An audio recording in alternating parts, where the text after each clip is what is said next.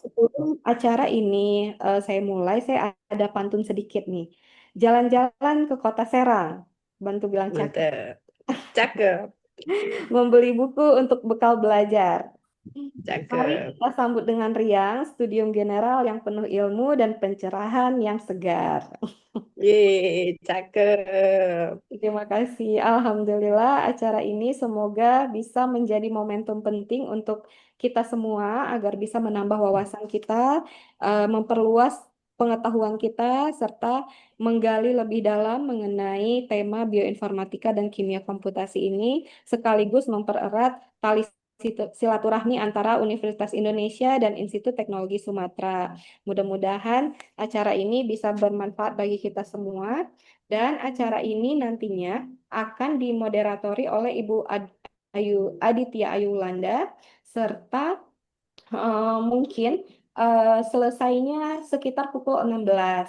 Nah, untuk pembukaan acara ini akan dibuka oleh Ibu Wakil Dekan, Ibu Dr. Sri Efrinita SSI MSI. Kepada Ibu, saya persilakan untuk memberikan kata sambutan dan membuka acara Studio General ini. Silakan Ibu, waktu dan tempat saya persilakan. Baik, terima kasih Bu Nur. Apakah suara saya terdengar, Bu Nur? Terdengar? Dengar, terdengar.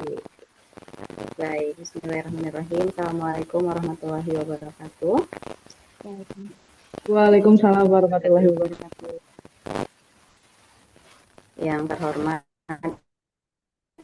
Ibu Dr. Fadilah dari Universitas Indonesia. Tentunya di kesempatan ini saya mewakili Fakultas Sains ingin mengucapkan terima kasih yang sebesar-besarnya Ibu sudah meluangkan waktunya untuk hadir dan berbagi dengan kami semua, terutama adik-adik mahasiswa dalam kegiatan Studium General. Kemudian yang saya hormati Bapak Ibu dosen yang sudah bergabung pada kesempatan hari ini, dan tentunya yang kita banggakan adik-adik mahasiswa, terutama pada hari ini adalah program general ini kegiatan rutin memang Bu di ITERA. Biasanya ada yang dilakukan di tingkat program studi, kemudian ada juga yang dilakukan di tingkat fakultas. Kalau yang ini kebetulan kami laksanakan di tingkat fakultas, dan hari ini biasanya kalau di tingkat fakultas memang kami laksanakannya berdasarkan rumpun ilmu begitu Bu. Jadi yang ini hasil kolaborasi antara tim pengembangan pendidikan fakultas dengan program studi farmasi dan kimia. Topik hari ini tentunya sangat menarik, integrasi bioinformatika dan kimia komputasi untuk inovasi obat. Rasanya di waktu sekarang tidak ada lagi yang tidak berhubungan dengan obat ya Bu. Jadi mungkin semakin lama, nggak tahu penyakitnya semakin banyak mungkin ya Bu ya. Semakin banyak. Jenis Semakin banyak yang semakin termutasi banyak sesuai juga. dengan perkembangan. Iya Bu, kalau dulu mungkin karena teknologinya belum canggih, jadi belum ketahui jenis-jenisnya. Jadi harapannya untuk adik-adik mahasiswa nanti ilmu-ilmu yang sudah didapatkan di perkuliahan, baik di program studi kimia ataupun farmasi ataupun kolaborasi antar keduanya, bisa dilihat dalam kehidupan sehari-hari seperti apa. Kemudian nanti tentunya akan banyak informasi yang disampaikan oleh Ibu Dr. Fadilah dalam kesempatan kali ini. Mungkin itu saja sebagai pengantar Bu dari saya. Sekali lagi terima kasih banyak Ibu sudah berkenan untuk berbagi pada hari ini. Dan demikian saya nyatakan Studium General dengan topik integrasi bioinformatika dan kimia komputasi untuk inovasi obat dinyatakan dibuka. Terima kasih. Assalamualaikum warahmatullahi wabarakatuh. Waalaikumsalam warahmatullahi wabarakatuh. Terima kasih Bu Dr. Sri Efrinita Irwan untuk pembukaan dan resmi kita sudah mulai para hadirin yang berbahagia. Maka tibalah saatnya kita memasuki inti acara yang sudah dinanti-nantikan oleh mahasiswa sejak joinnya sejak 13.30 tadi. Takut ketinggalan gitu ya. Udah pada semangat ini yang 80 orang, 136 orang udah Ibu catat duluan ya. Adik-adik rekan-rekan semua karena rajin banget udah duluan join gitu ya. Jadi eh, acara inti kita semoga berjalan dengan baik dan terarah agar dimoderatori dan dipandu oleh Ibu Aditya Ayu Wulanda. Beliau ini adalah sosok yang luar biasa, panitia juga di Science Fest, jadi seharian sibuk full, tapi harus menjadi moderator lagi di siang hari gitu. Waktu dihubungin juga, aduh saya sedang sibuk gitu. Sangat aktif ibunya serta memiliki dedikasi yang tinggi di dalam dunia pendidikan dan penelitian. Mari kita sambut hangat Ibu Aditya Ayu Wulanda sebagai moderator untuk memandu jalannya sesi studium general kita sore ini. Kepada Ibu, waktu dan tempat kami persilakan Ibu Ayu.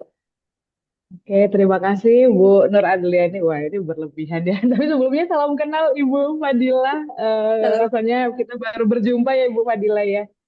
Sehat Ibu kabarnya? Alhamdulillah, Alhamdulillah, Bu Ayu. Alhamdulillah. Ya, baik sebelumnya mungkin perkenalkan dulu Bu Fadila, saya Aditya Ayu Ya, Wulanda atau biasa dipanggil Bu Ayu. Saya merupakan salah satu dosen di program studi oke, kimia. Bidangnya lumayan relate nih Bu oke, dengan iya kami. betul. Di kimia saya di bidang biokimia Ibu gitu ya. Jadi memang Baik, apa namanya beberapa mata kuliah kami juga ada hubungannya dengan bagaimana ya integrasi bioinformatika, kimia komputasi gitu ya dengan desain obat. Mungkin mahasiswa juga nanti ada yang mengenal dengan istilah molecular docking seperti itu ya Ibu. Oke, baik izin Bu Nur Adliani, kemudian tadi ada Ibu Wakil Dekan dan Bapak Ibu dosen yang juga bergabung pada siang hari ini, serta anak-anakku semuanya. Di sini rasanya tadi kalau saya lihat banyak peserta yang dari program studi farmasi, kimia, dan juga ada yang di luar bidang tersebut. Nah, harapannya pada kegiatan siang hari ini tentu saja kita mendapatkan wawasan yang baru gitu ya. Mungkin beberapa ilmu yang sudah kita dapatkan di kelas perkuliahan gitu ya. Coba nanti kita akan mendapatkan wawasan yang baru dari narasumber yang sudah kita undang dan alhamdulillah Bu Fadilah hadir pada siang hari ini. Nah, namun sebelumnya izin Ibu untuk saya bisa membacakan singkat ya kurikulum vitae dari Ibu Fadila. Ini dari panitia atau dari saya akan share screen CV mungkin karena saya nggak bisa sharing ini rasanya di sini. Sebentar. Sebentar Bu Ayu, saya coba ya, tapi Saya menggunakan dua device. Device yang satunya saya nggak bisa untuk men-share. Sekarang sudah bisa untuk men-share. Sebentar, apakah sudah terlihat di layar? Oke. Oke, baik. Berikut adalah kurikulum vitae. Jadi anak-anakku, Bapak Ibu dosen yang juga hadir pada siang hari ini kita kedatangan narasumber, salah satu dosen dari Fakultas Kedokteran. Punten kalau salah Ibu dari Fakultas Kedokteran betul. Universitas Indonesia. Ya, Beliau adalah Dr. Fadila MSI. Jika kita lihat di sini, background pendidikan beliau menyelesaikan S1 dan S2 di bidang kimia di apa namanya FMIPA UGM ya Bu ya rasanya dan juga ya, FMIPA betul. UI kemudian dilanjutkan dengan program doktoralnya S3-nya itu di Fakultas Farmasi dari Universitas Indonesia. Nah, jadi kalau kita lihat berikut adalah beberapa pengalaman leadership beliau gitu ya. Jadi dari 2023 sampai dengan saat ini, beliau merupakan koordinator dari mata kuliah PTDB S3 PDIB. Nah, mungkin ini nanti Ibu bisa Ya, menjelaskan ini ya, Bu ya. Dan juga beliau merupakan Ketua Departemen Kimia Kedokteran dari FKUI dan juga kalau mungkin adik-adik nanti tertarik ya untuk searching mungkin ya di Google Scholar terkait dengan publikasi ilmiah yang sudah beliau uh, keluarkan gitu ya bersama tim. Nah, di sini memang research fokusnya beliau adalah di bioinformatik, medical chemistry, herbal medicine, dan farmakologi. Nah, mungkin adik-adik nanti bisa ya men-search dengan keyword Ibu Fadila, kemudian nanti bisa untuk membaca ataupun mungkin kalau adik-adik relate ya penelitiannya gitu bisa nanti mensitasi dari penelitian-penelitian yang sudah beliau laksanakan rasanya dari tahun 2022 sampai 2025 beliau juga aktif apa namanya melakukan publikasi seperti itu. Nah, jadi nanti adik-adik yang misalnya tertarik untuk mengetahui gitu ya, bagaimana ya penelitian yang sudah dilakukan oleh Bu Fadila dan tim gitu ya, atau mungkin ada yang relate. Nah, kalau kita lihat di sini ada beberapa jurnal yang terkait dengan penelitian untuk kanker seperti itu ya, ada juga pengembangan obat. Nanti adik-adik bisa searching sendiri karena rasanya ini kalau saya bacakan satu-satu wah, banyak sekali nih Jap. publikasi yang sudah dilakukan Bu Fadila dan tim seperti itu. Nah, adik-adikku, mungkin aku manggilnya adik-adik atau anak-anakku ya di sini. Hari ini kita akan sama-sama belajar. Mungkin kalau di kelas di kimia maupun di farmasi gitu ya, kita sering mengenal ada istilah kimia komputasi gitu ya. Loh, apa ya kimia komputasi itu? Apakah dia bisa nanti kita manfaatkan untuk misalnya dalam hal desain obat? Mungkin adik-adik juga pernah beberapa kali mendengar kata, iya Bu, di kelas aku sering mendengar kata ada molecular docking, mungkin seperti itu ya. Itu sebenarnya apa sih Bu? Gitu ya. Terus ada yang apa namanya pernah dengar juga penelitian in silico gitu ya, atau penelitian lab kering gitu ya. Nah, nanti kita akan coba sama-sama mendapatkan pengetahuan adik-adik, karena di sini rasanya adik-adik yang bergabung juga nggak cuma yang tingkat semesternya tinggi nih Bu Fadila gitu ya, juga ada adik-adik yang apa mungkin masih sampai dengan TPB maupun di semester 3. Nah, nanti kita sama-sama mendapatkan wawasan dari Bu Fadila. Nah, oleh karena itu Bu Fadila, kami persilahkan untuk Ibu bisa memaparkan materi pada siang hari ini. Ibu, nanti kita ada sesi tanya jawab. Namun saya persilakan dulu untuk Bu Fadila bisa memberikan materi terlebih dahulu, kurang lebih waktunya adalah 1 jam 60 sampai dengan 75 menit, Ibu. Nanti 15 menitnya kita gunakan untuk tanya jawab. Mungkin itu Bu Baik, Fadila. baik, Sekian mungkin CV singkat. Saya serahkan sepenuhnya waktu kepada Bu Fadila. Silakan Ibu. baik. Terima kasih Bu Ayu. Bismillahirrahmanirrahim. Assalamualaikum warahmatullahi wabarakatuh. Ya, selamat Waalaikumsalam siang warahmatullahi ya, wabarakatuh. dari semua yang saya hormati, Ibu Wadek, Bu Sri Efrinita, kemudian Ketua untuk PJ Stadium General, Bu Adriani, dan dari Bu Aditya Ayu Wulandari sebagai moderator saya hari ini, dan Bapak Ibu dosen serta anak-anakku sekalian. Ini anak-anak saya pasti, karena kalau anak saya udah selesai kuliah, ya. Jadi saya panggilnya kalau yang apa untuk adik-adik saya panggil anak-anak aja. Kenapa? Biar lebih kita lebih merangkul, mengencourage gitu ya. Karena waktu itu ada Bu Ayu yang memang ke kita gitu ya dari farmasi kebetulan kita minta laporannya untuk membuat drug respon seperti itu. Bagaimana secara in silico membuat drug respon ya. Ya kayak seperti anak saya jadinya. Baik, saya lanjutkan tadi yang sudah diperkenalkan. Ini Bu Ayu ini terlalu itu banget saya. Sebenarnya saya itu ya kalau S1 saya itu memang di kimia. S2-nya kebetulan di biomedik di bioteknologi di bidang bioinformatika melakukan wet lab, dry lab. Kemudian S3-nya baru saya desain obat menggunakan komputer di farmasi. Jadi izin, tadi saya tidak menggurui, tapi nanti kita diskusi. Bisa sharing kira-kira pengalaman tahun 2009 saya itu untuk melakukan in silico. Itu tantangannya bagaimana sampai sekarang 2005 sampai bisa membuka program studi bioinformatik yang memang itu satu-satunya S2 di Indonesia itu ada program bioinformatik yang memang di situ juga mengintegrasikan tadi yang sudah disampaikan oleh Bu Wadek ya terkait Bu Wadek satu tadi terkait bagaimana pengembangan obat saat ini karena obat-obatan saat ini sangat berkembang sekali yang mana obat-obatan itu tidak bisa trial and error lagi akan tetapi kita perlu pendekatan yang terkait menggunakan beberapa mesin komputer menggunakan SPC High Performance Computing. Kenapa? Karena data-data genomik, data-data omik, semua itu akan terhubung, terlink dengan bagaimana kita akan bisa mengencourage terkait inovasi penemuan obat. Izin share screen terkait PPT yang akan saya sampaikan pada hari ini. Mungkin judulnya agak berbeda ya, akan tetapi ini pendekatannya hampir sama. Kenapa? Pendekatannya hampir sama karena memadukan dari kenapa farmasi in the omics era, karena itu melibatkan integrasi bioinformatik, integrating bioinformatik for modern drug discovery. Tentunya kalau bioinformatik pasti ada kimia komputasi, nggak mungkin nggak ada kimia komputasinya. Oke, izin saya share terkait outline yang akan saya berikan hari ini. Yang pertama introduction, apa sih itu farmasi di era omik. Kemudian yang memang menjelaskan sedikit tentang tradisional farmasi versus omik era. Dan ada juga computational drug discovery method termasuk nanti di unlocking. Yang mengawali adanya computational drug discovery tentunya ada Foundation of Omic Science.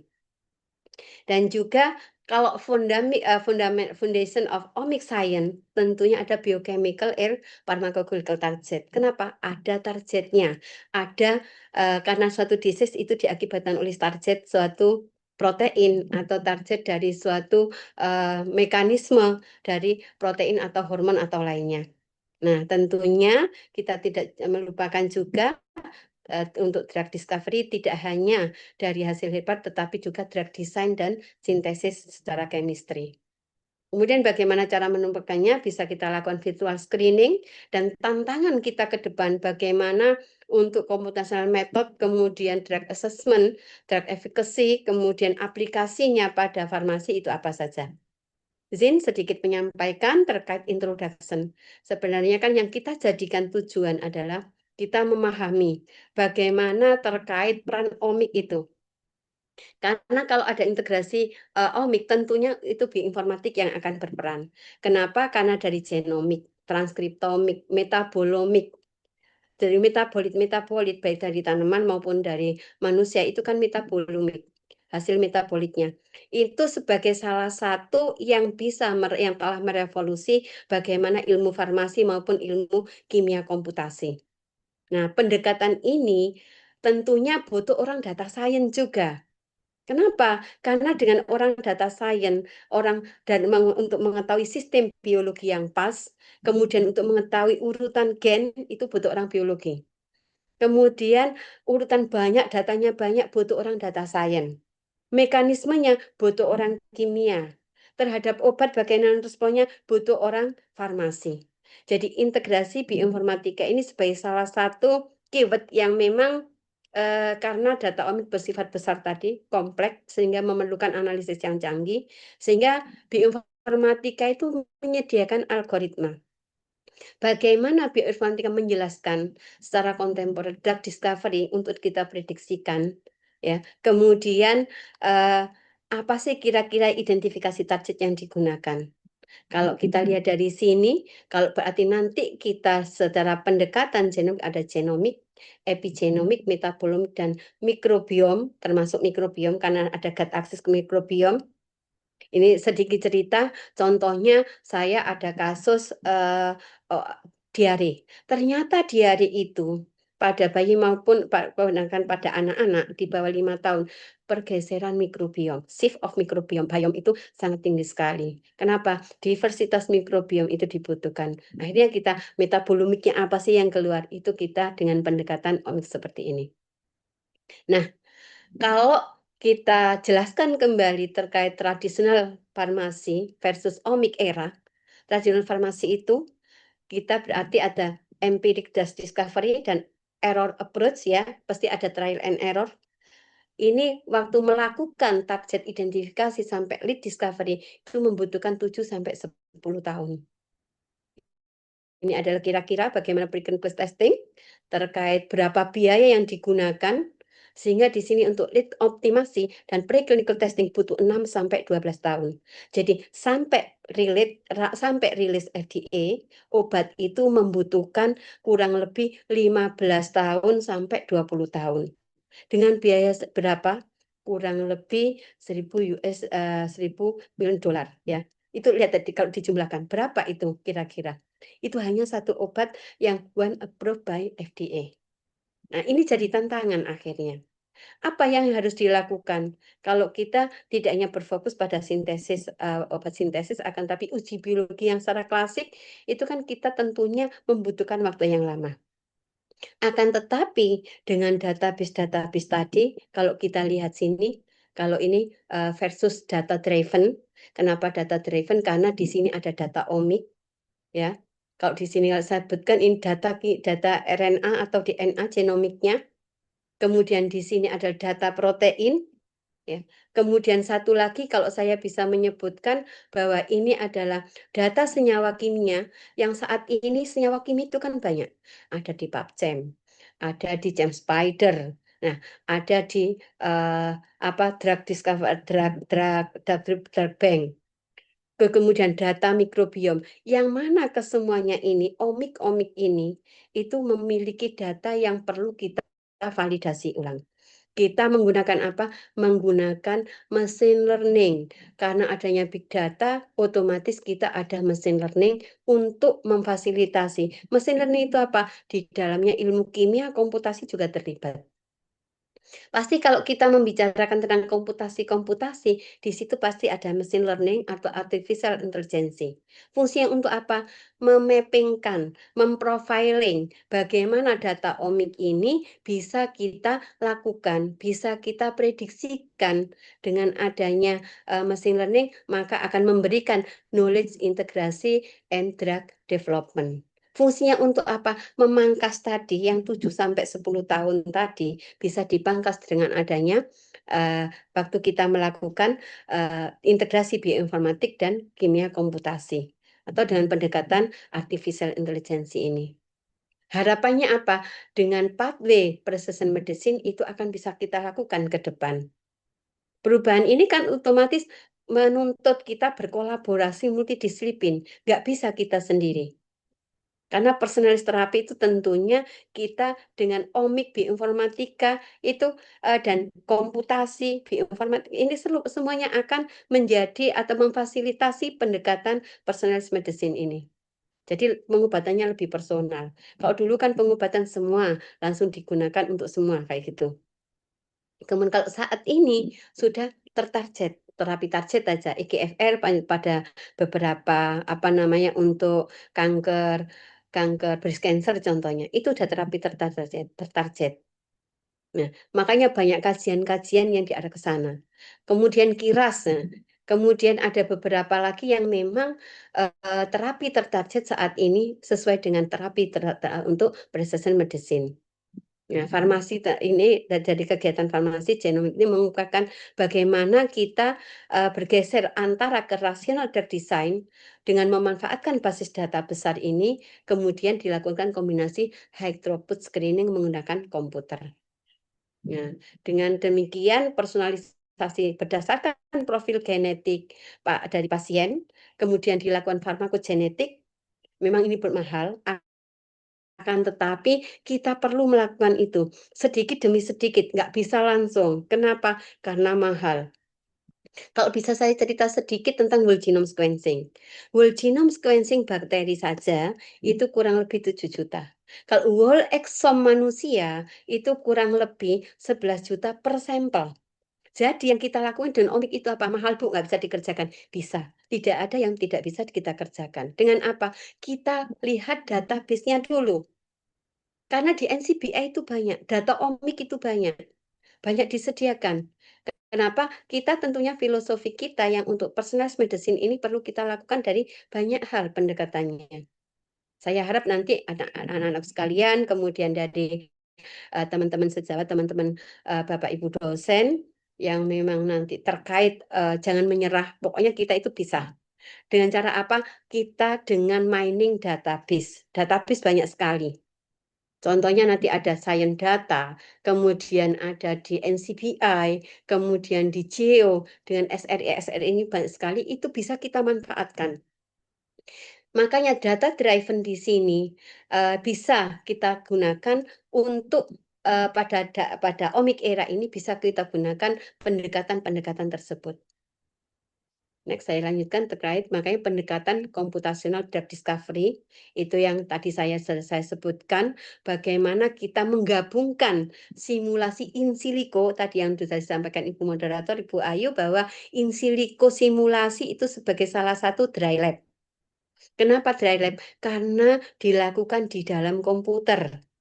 Kenapa dry lab disebut in silico? Silikon kan? Komputer itu kan silikon. Pertama kali komputer ditemukan itu di lembah silikon. Makanya disebut dengan in silico. Kita menyebutnya dry lab. Jadi kalau kita bioinformatik, tidak bioinformatik itu molecular docking. Akan tetapi sebagian dari molecular docking itu adalah di antara bagian dari bioinformatik itu salah satunya adalah in silico molecular docking. Kemudian menggunakan apa lagi? Pasti menggunakan mesin learning. Kalau tidak menggunakan mesin learning, contohnya kita melakukan fragmen. Di senyawa kimia itu kan ada marker-marker tertentu. Benzen, apakah sebagai H donor kah atau H akseptor? Nah, adanya atom satu dengan atom yang lain. Dengan target yang kita gunakan atau kandidat yang akan kita gunakan itu, pasti dia memiliki, makanya kalau di molecular docking, itu biasanya dijelaskan bagaimana antara jarak ikatan dengan delta G-nya berapa sih. Jarak ikatannya antara hidrogen bond-nya atau dia pp stalking-nya berapa, kan gitu. Nah, itu sebenarnya untuk mengetahui atomic level in silico menggunakan biasanya kan algoritma itu untuk dari mesin learning. Untuk apa di sini? Untuk mereduksi waktu dan biaya. Kemudian biasanya dari farmasi komputasi atau dari kimia pasti mengenal fragment based drug design. FBDD atau fragment based drug design itu contohnya farmakofor, ada kisar. Nah, farmakofor kebanyakan di sini. Jadi kira-kira ligan itu berarti senyawa aktif dari tertentu dilakukan HTS itu high throughput screening. High throughput screening menggunakan komputer. Kalau kita menggunakan array, biayanya mahal. Nah, dengan adanya FBDD Medication Optimization yang ada di samping ini, skema seperti ini, itu otomatis high throughput screening bisa dilakukan untuk mereduksi efisiensi. Reducing drug development time itu pasti dilakukan. Daripada kita mencoba. Kalau saya dulu pernah melakukan kisar gitu kan, kisar satu kita lihat. Tapi saya melakukan farmakofor juga.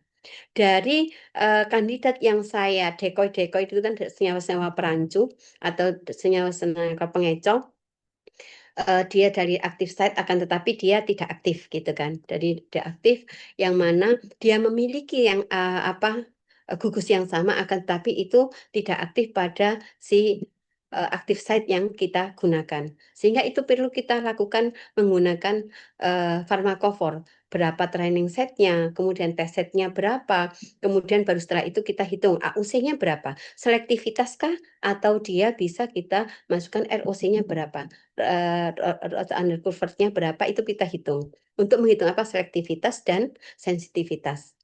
Biar kita tahu true positif atau false positif.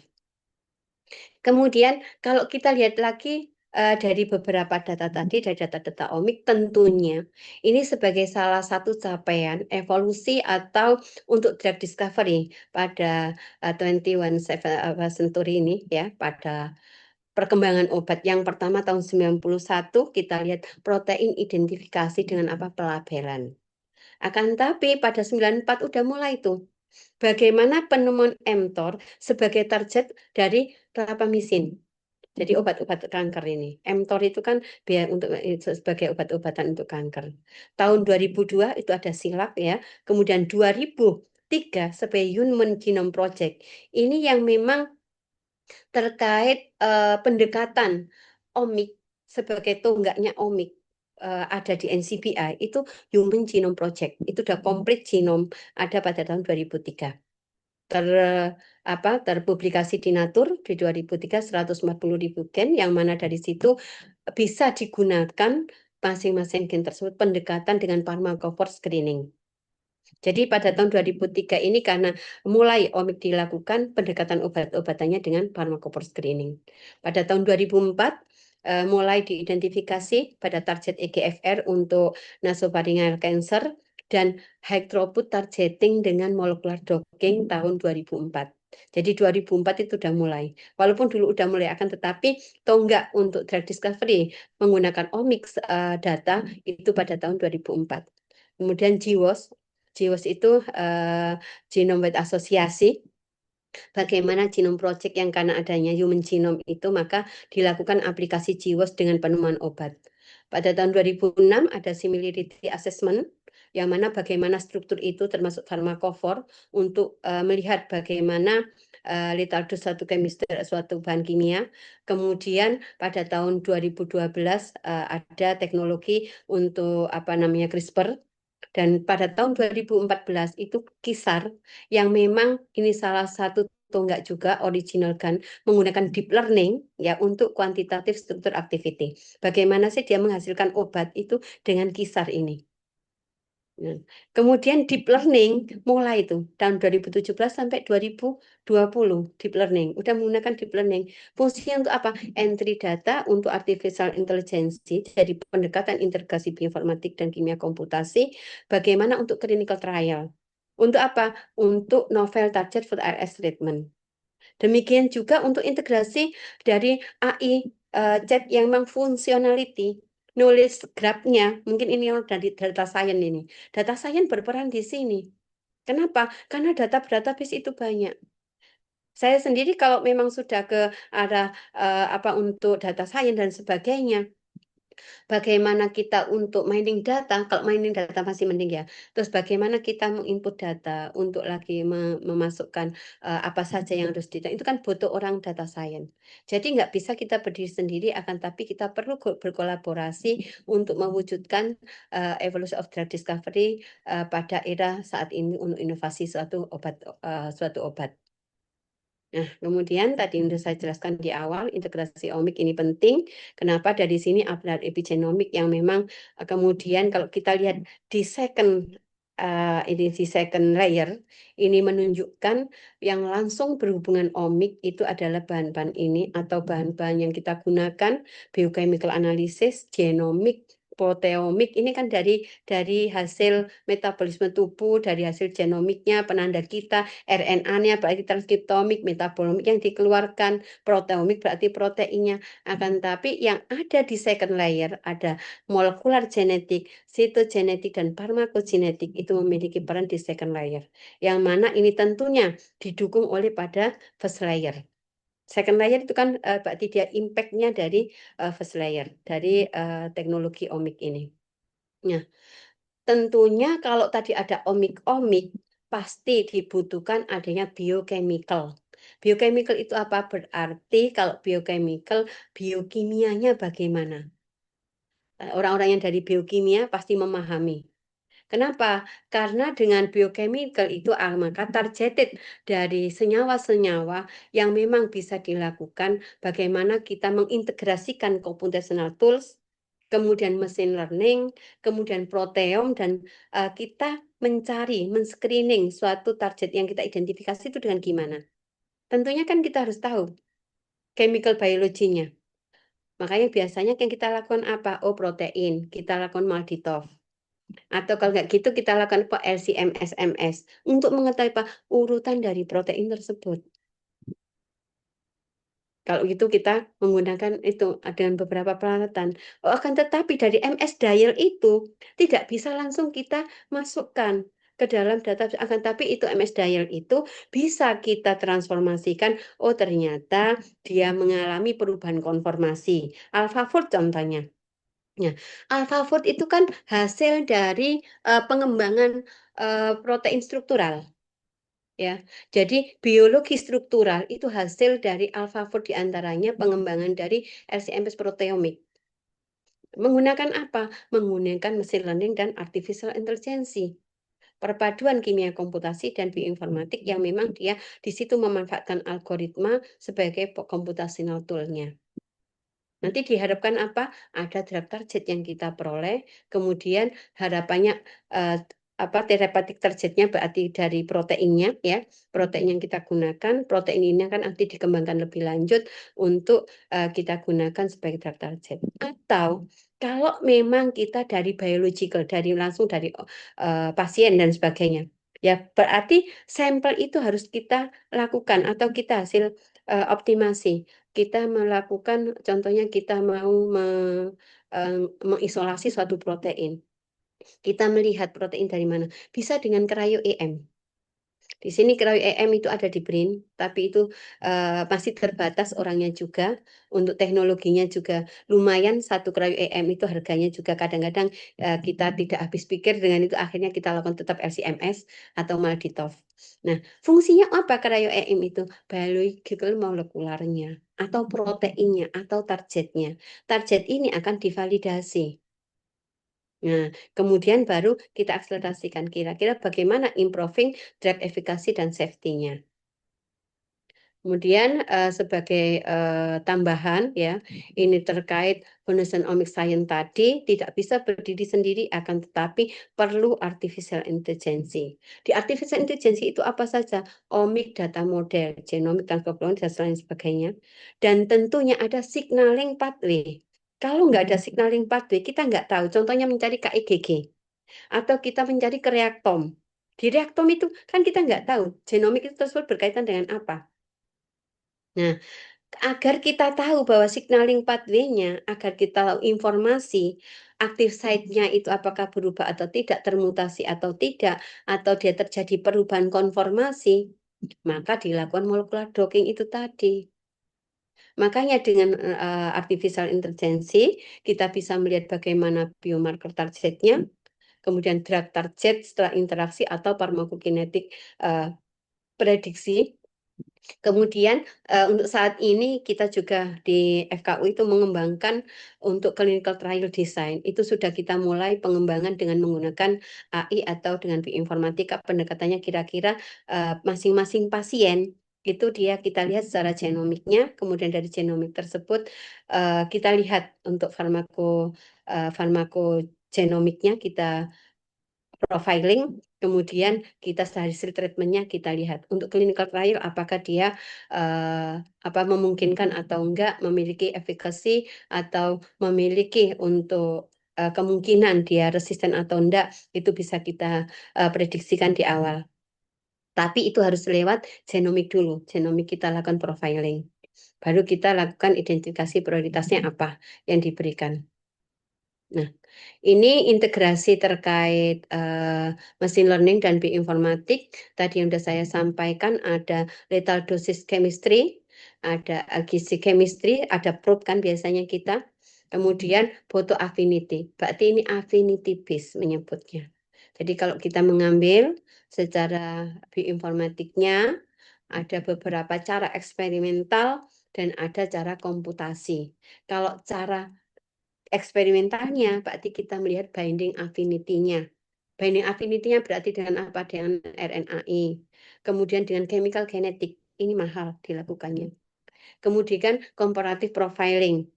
Comparative profiling ini lumayan karena kenapa dia masih menggunakan LC-MS, akan tetapi untuk stable isotope labeling, kemudian amino acid in culture itu masih isotop labelingnya ini yang bermasalah. Kenapa? Karena harus ada pada ruang yang memang bebas untuk karena radio labeling ya, untuk radioaktifnya itu perlu kita pertimbangkan. Nah, untuk pendekatan komputasi kita bisa lihat pharmacophore screening, bisa kita melalui reverse docking. Kenapa disebut reverse docking? Karena kita berbasis yang sudah ada baru kita lakukan docking ulang. Jadi tidak memilih suatu docking itu tidak acak, akan tetapi kita akan reverse kembali. Apa benar ini kita lakukan seandainya ada query ligand, kita tambahkan dari basis data tadi, kemudian kita lakukan deep learning atau dengan menggunakan artificial intelligence, dari situ kita lakukan bagaimana strukturnya, apakah dari pharmacophore setelah kita satukan itu memiliki data yang memungkinkan atau informasi aktif site-nya di mana, kemudian secara komputasi eksperimen dan komputasi ini kita jadiin satu informasinya, kita integrasikan membentuk target identifikasi. Jadi antara eksperimental dengan komputasi ini kita menggunakan omic database. Nah, berarti kenapa? Karena melihat dari genomiknya ada, yang itu tadi di genomik, kemudian epigenomik, kemudian dari sini kita lihat metabolomiknya.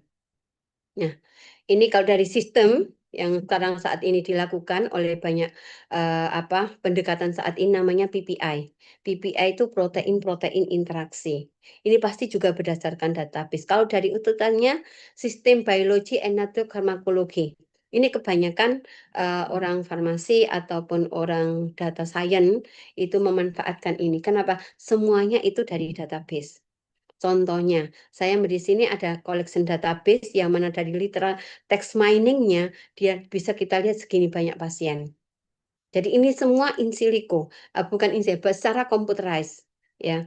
Kemudian bagaimana kita tahu redundansi sinonim gennya harus kita remove. Maka kita pre-processing namanya. Kemudian kita identifikasi unique gennya. Gen apa sih yang identik? Dengan apa? Dengan biogrid. Kemudian kita lakukan lagi dengan gene card. Itu sebagai salah satu unique gen, kira-kira gen apa yang ada di situ. Baru setelah kita lakukan untuk remove redundan sinonim gen, kita lakukan unique gen, kita identifikasi, baru kita lakukan PPI, protein interaksi human database. Menggunakan apa? String, bisa menggunakan MIND, bisa menggunakan intake atau dengan cytoscape. Kemudian dari sini akan kita filter. Betweenness-nya berapa sih? Jaraknya berapa? Masing-masing node antara yang dari target-target tadi, gen-gen tadi, memiliki jarak berapa? Itu kita sebut filtering Kalman interaction. Node dan between. Betweenness-nya jadi warna-warna, ini adalah node dari gennya. Kemudian yang penghubung, ini adalah edge-nya. Edge-nya itu berarti dia jaraknya dia berapa. Nah, dari sini Kalman interaction itu seperti ini. PPI network. Dari PPI network ini nanti selanjutnya kita karakterisasi. Apa saja yang dikarakterisasi? Degree distribusi. Kemudian ada closeness centrality. Kemudian between centrality. Kemudian tetangganya itu berapa jaraknya, baru eigenvektornya. Dari situ baru kita lakukan hub. Contohnya hub gene-nya berapa, ini kira-kira kita setelah bottleneck hub, itu yang kita lakukan adalah kita melakukan terkait modul community finding-nya. Dari sini kita optimasi, kemudian dari sini kita lakukan bersama-sama untuk mencari modul atau community finding. Jadi keterikatannya nanti berapa sih gen antar gen? Biasanya kalau kita lihat dari sini, semakin gen tersebut memiliki peran penting, maka node-nya itu semakin besar. Atau bisa dibedakan dengan warna. Warnanya semakin gradasi warnanya semakin memudar, berarti itu memiliki jarak atau node-nya yang rendah. Nah, setelah itu baru kita melihat bagaimana fungsional analisisnya dan disease yang dianotasi. Apakah fungsional analisisnya dia melibatkan pada pathway apa? Itu biasanya dari fungsional analisis kita menggunakan GSEA atau kita melakukan KEGG. Nah, kemudian tentunya kita tidak terlepas juga dari drug design ya. Untuk drug design dan discovery itu untuk sintesis tetap masih dikerjakan karena saat ini kita masih membutuhkan ya, karena belum tidak semuanya bahan yang yang di kita itu kan memang untuk pengobatan itu kan tidak menggunakan yang ada itu kan tidak menggunakan herbal. Herbal itu kan belum diakui secara nasional, dan di Indonesia kan belum. Akan tapi masih obat-obatan yang memang kita itu berdasarkan dari barat gitu ya. Jadi itu yang perlu kita itu kan kembali, bahwa drug design dan sintesis chemistry karena ini sangat mahal sekali, belum banyak dilakukan. Obat-obatan itu banyak yang memang diimpor dari luar. Contohnya paracetamol aja. Paracetamol sampai saat ini di Indonesia itu walaupun bisa kita lakukan ya, sampai menristek waktu itu dari Dikti itu menristek kemudian berkolaborasi dengan bagaimana untuk produksi paracetamol yang murah, karena paracetamol sampai saat ini dari Cina. Paracetamol yang kita produksi itu lebih mahal. Kebetulan saya terlibat untuk sintesis paracetamol dengan PRIN. Itu kita memanage biaya itu susahnya setengah mati gitu ya. Nah, ini sebagai catatan bagi kita bagaimana kita mereduksi dari untuk sintesis ini ya perlu kita lakukan bagaimana memudahkan kita untuk mensintesis ya. Kemudian kita bisa lihat lagi apa sih yang sebenarnya bisa kita lakukan gitu. Karena makanya ada pendekatan yang beberapa tahun ini 2023 ini dilakukan konsep umum di generative model ya, atau dengan pendekatan model ini kita melihat bagaimana menghasilkan sampel baru yang realistis untuk algoritma identity drug candidate. Fungsi yang untuk apa? Dengan adanya pendekatan ini, regresi meniru proses dari generatif diharapkan menghasilkan sampel baru yang realistis. Kemudian juga ada dari variant autoencoder atau FAE. Fungsi yang untuk apa? Ini sebagai inti arsitekturnya atau encoder. Kemudian interference network-nya itu prinsip variasional. Artinya gini, tidak menghitung likelihood extract, melainkan memaksimalkan eviden lubonnya berapa. Jadi ini butuh orang kimia, ikatan kimia, dan sebagainya seperti itu. Fungsinya untuk apa? Merekonstruksi loss. Akurasi hasil rekonstruksinya itu biar lebih bagus. Nah, kelebihannya apa? Dengan mudah dioptimasi. Kenapa? Karena loss differentiable. Kemudian kualitas profiling kalah dibandingkan GAN VA ini, tetapi dengan adanya GAN ini karena inti arsitekturnya itu generator menghasilkan data palsu dan noise-nya tinggi. Jadi keduanya ini saling memperbaiki. Sulit karena dari satunya tadi dia akan gambarnya kalah dengan GAN. Tetapi yang GAN ini sulit menilai likelihood dari data. Jadi keduanya punya tujuan masing-masing yang mana itu harus dipadukan. Model probabilitasnya, kemudian kalau GAN itu kan game adversarial. Kemudian kualitasnya cenderung agak blur. Kemudian kalau GAN itu sangat tajam, maka pendekatan keduanya perlu simulasi docking, simulasi molekular, ya, simulasi molekular dinamik. Molekular dinamik itu waktunya kan stabil. Berapa sih kita mengisinya waktu itu? Rentan mode kolapsnya berapa? Memerlukan trik yang memang perlu kita latih agar stabil secara konvergen. Nah, kalau molekular dinamik itu kalau kita lihat molekular docking itu kan dihampa. Kemudian kalau molekular dinamik itu sesuai NPT-nya berapa? Terkait simulasi waktu, kemudian tekanan dan juga suhu itu dipertimbangkan. Ya. Ini beberapa kelebihan dari variational encoder, autoencoder, dan GAN yang memang keduanya dimanfaatkan untuk molekular docking dan molekular dynamic. Fungsinya untuk apa? Untuk optimasi farmakokinetik dan farmakodinamik properties dari senyawa yang akan kita desain. Nah, ini sebagai salah satu contoh virtual screening. Virtual screening itu ini pendekatannya kemarin kita lakukan untuk COVID dengan kolaborasi dengan IPB yang memang dari sini bisa kita lihat bagaimana kuantitatif chemical library ternyata dari hampir 10.000 yang kita lakukan virtual screening atau kita buat chemical library. Kemudian kita lakukan molekular docking dan komputasi, dan kita dengan pendekatan machine learning terkait bagaimana pharmacophore modeling ini memberikan harapan kepada kita minimal kira-kira dari 1.000 senyawa ternyata ada 3 kandidat atau berdasarkan size-nya, diversity-nya. Nah, dari sini kita bisa lihat scoring function-nya. Scoring function ini selanjutnya kita lakukan molekular screening. Dari screening kita hasilkan beberapa kandidat yang memang kita jadikan sebagai lead compound, bukan drug discovery tapi lead compound. Yang mana lead compound itu harus memiliki identified possibility-nya tinggi, docking score-nya itu minimal, ya. Kemudian reduksi di similar molekulnya bias-nya itu harus rendah. Nah, kemudian tahapan selanjutnya itu ada integrasi multi-omic data. Multi-omic data berarti kalau tadi udah ada bagaimana machine learning, maka saat ini yang bisa kita lakukan adalah target validasi, experimental evidence target. Kemudian hit screening. Hit screening ini dari mana? Ya screening panotip yang kita screening dari tanaman-tanaman, kemudian dari tersebut kita lakukan hit to lead. Kita lakukan docking, dan kemudian baru kita optimasi. Optimasinya dengan apa?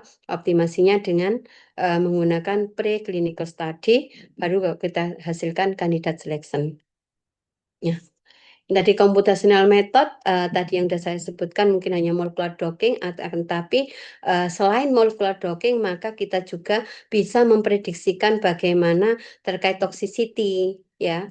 Jadi tidak hanya molecular docking dan tidak hanya molecular dynamic, akan tetapi dari computational itu atau secara kimia komputasi dengan integrasi bioinformatik kita bisa lakukan kisar, kemudian kita lakukan prediksi bagaimana toksisitasnya. Kemudian bagaimana terkait dia di lung, kemudian di fat, kemudian di liver. Nah, secara bagaimana mensimulasi atau identifikasi toxicity related biomarkernya kira-kira bagaimana sifatnya, itu bisa kita lihat dengan multi-omic. Ya, jadi ini hubungannya di sini untuk apa? Metaboliknya itu pathway-nya masuk kemana? Kita lihat apakah mampu drug ini menginduksi serta toksisitasnya berapa. IC50 itu tidak saat ini tidak harus kita lakukan secara in vitro atau kita lakukan dengan cell line, akan tetapi sudah mampu kita prediksikan dengan menggunakan data warrior contohnya itu sudah bisa memprediksikan bagaimana toksisitas maupun admetok termasuk administrasi distribusi, kemudian PKCSM untuk farmakokinetik maupun farmakodinamik dari suatu obat. Ini membantu kita bagaimana terkait obat-obatan atau senyawa-senyawa yang akan digunakan ini ke depan, baru kita prediksikan secara yang lead compound tersebut kita gunakan sebagai lead discovery untuk prediksi preklinik. Contohnya in vitro, in vivo pada hewan coba, dan juga nanti ke preclinical study atau ke klinik fase 1. Ya.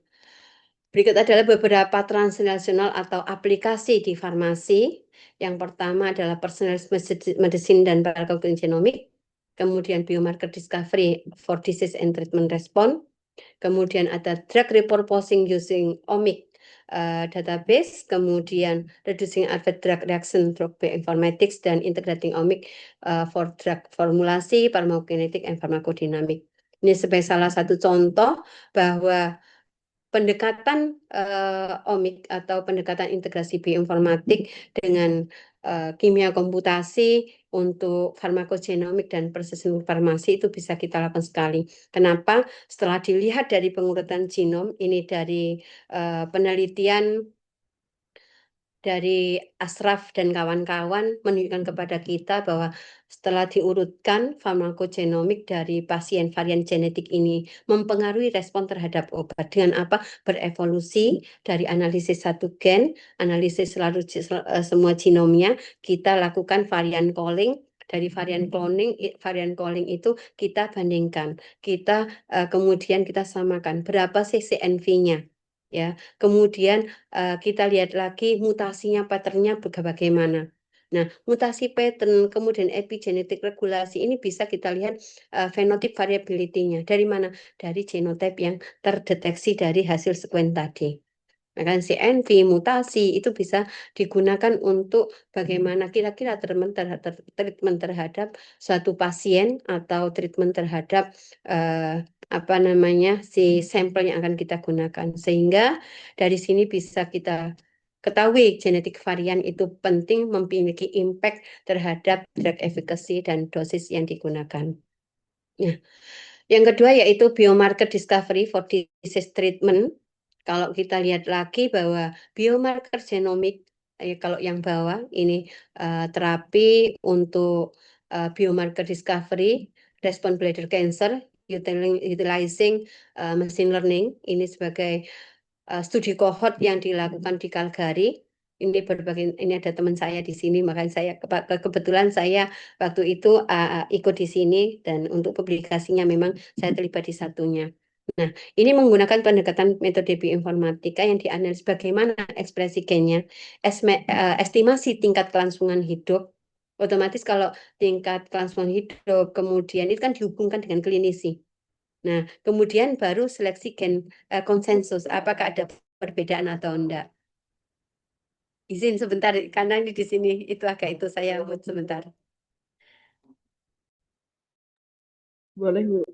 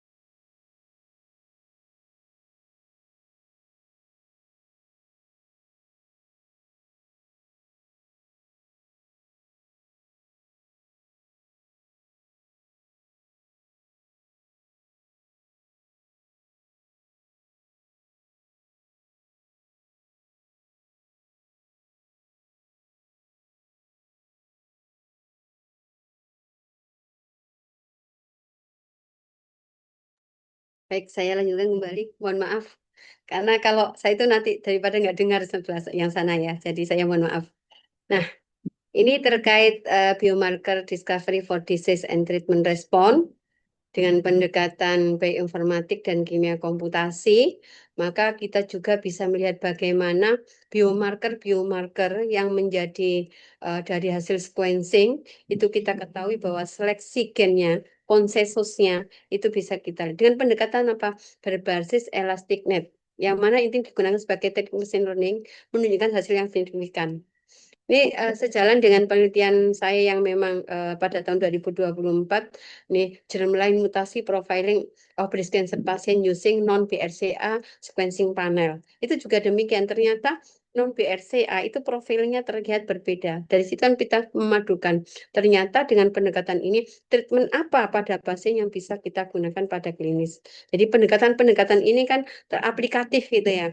Itu yang akan kita gunakan ke depan terkait drug discovery atau inovasi obat.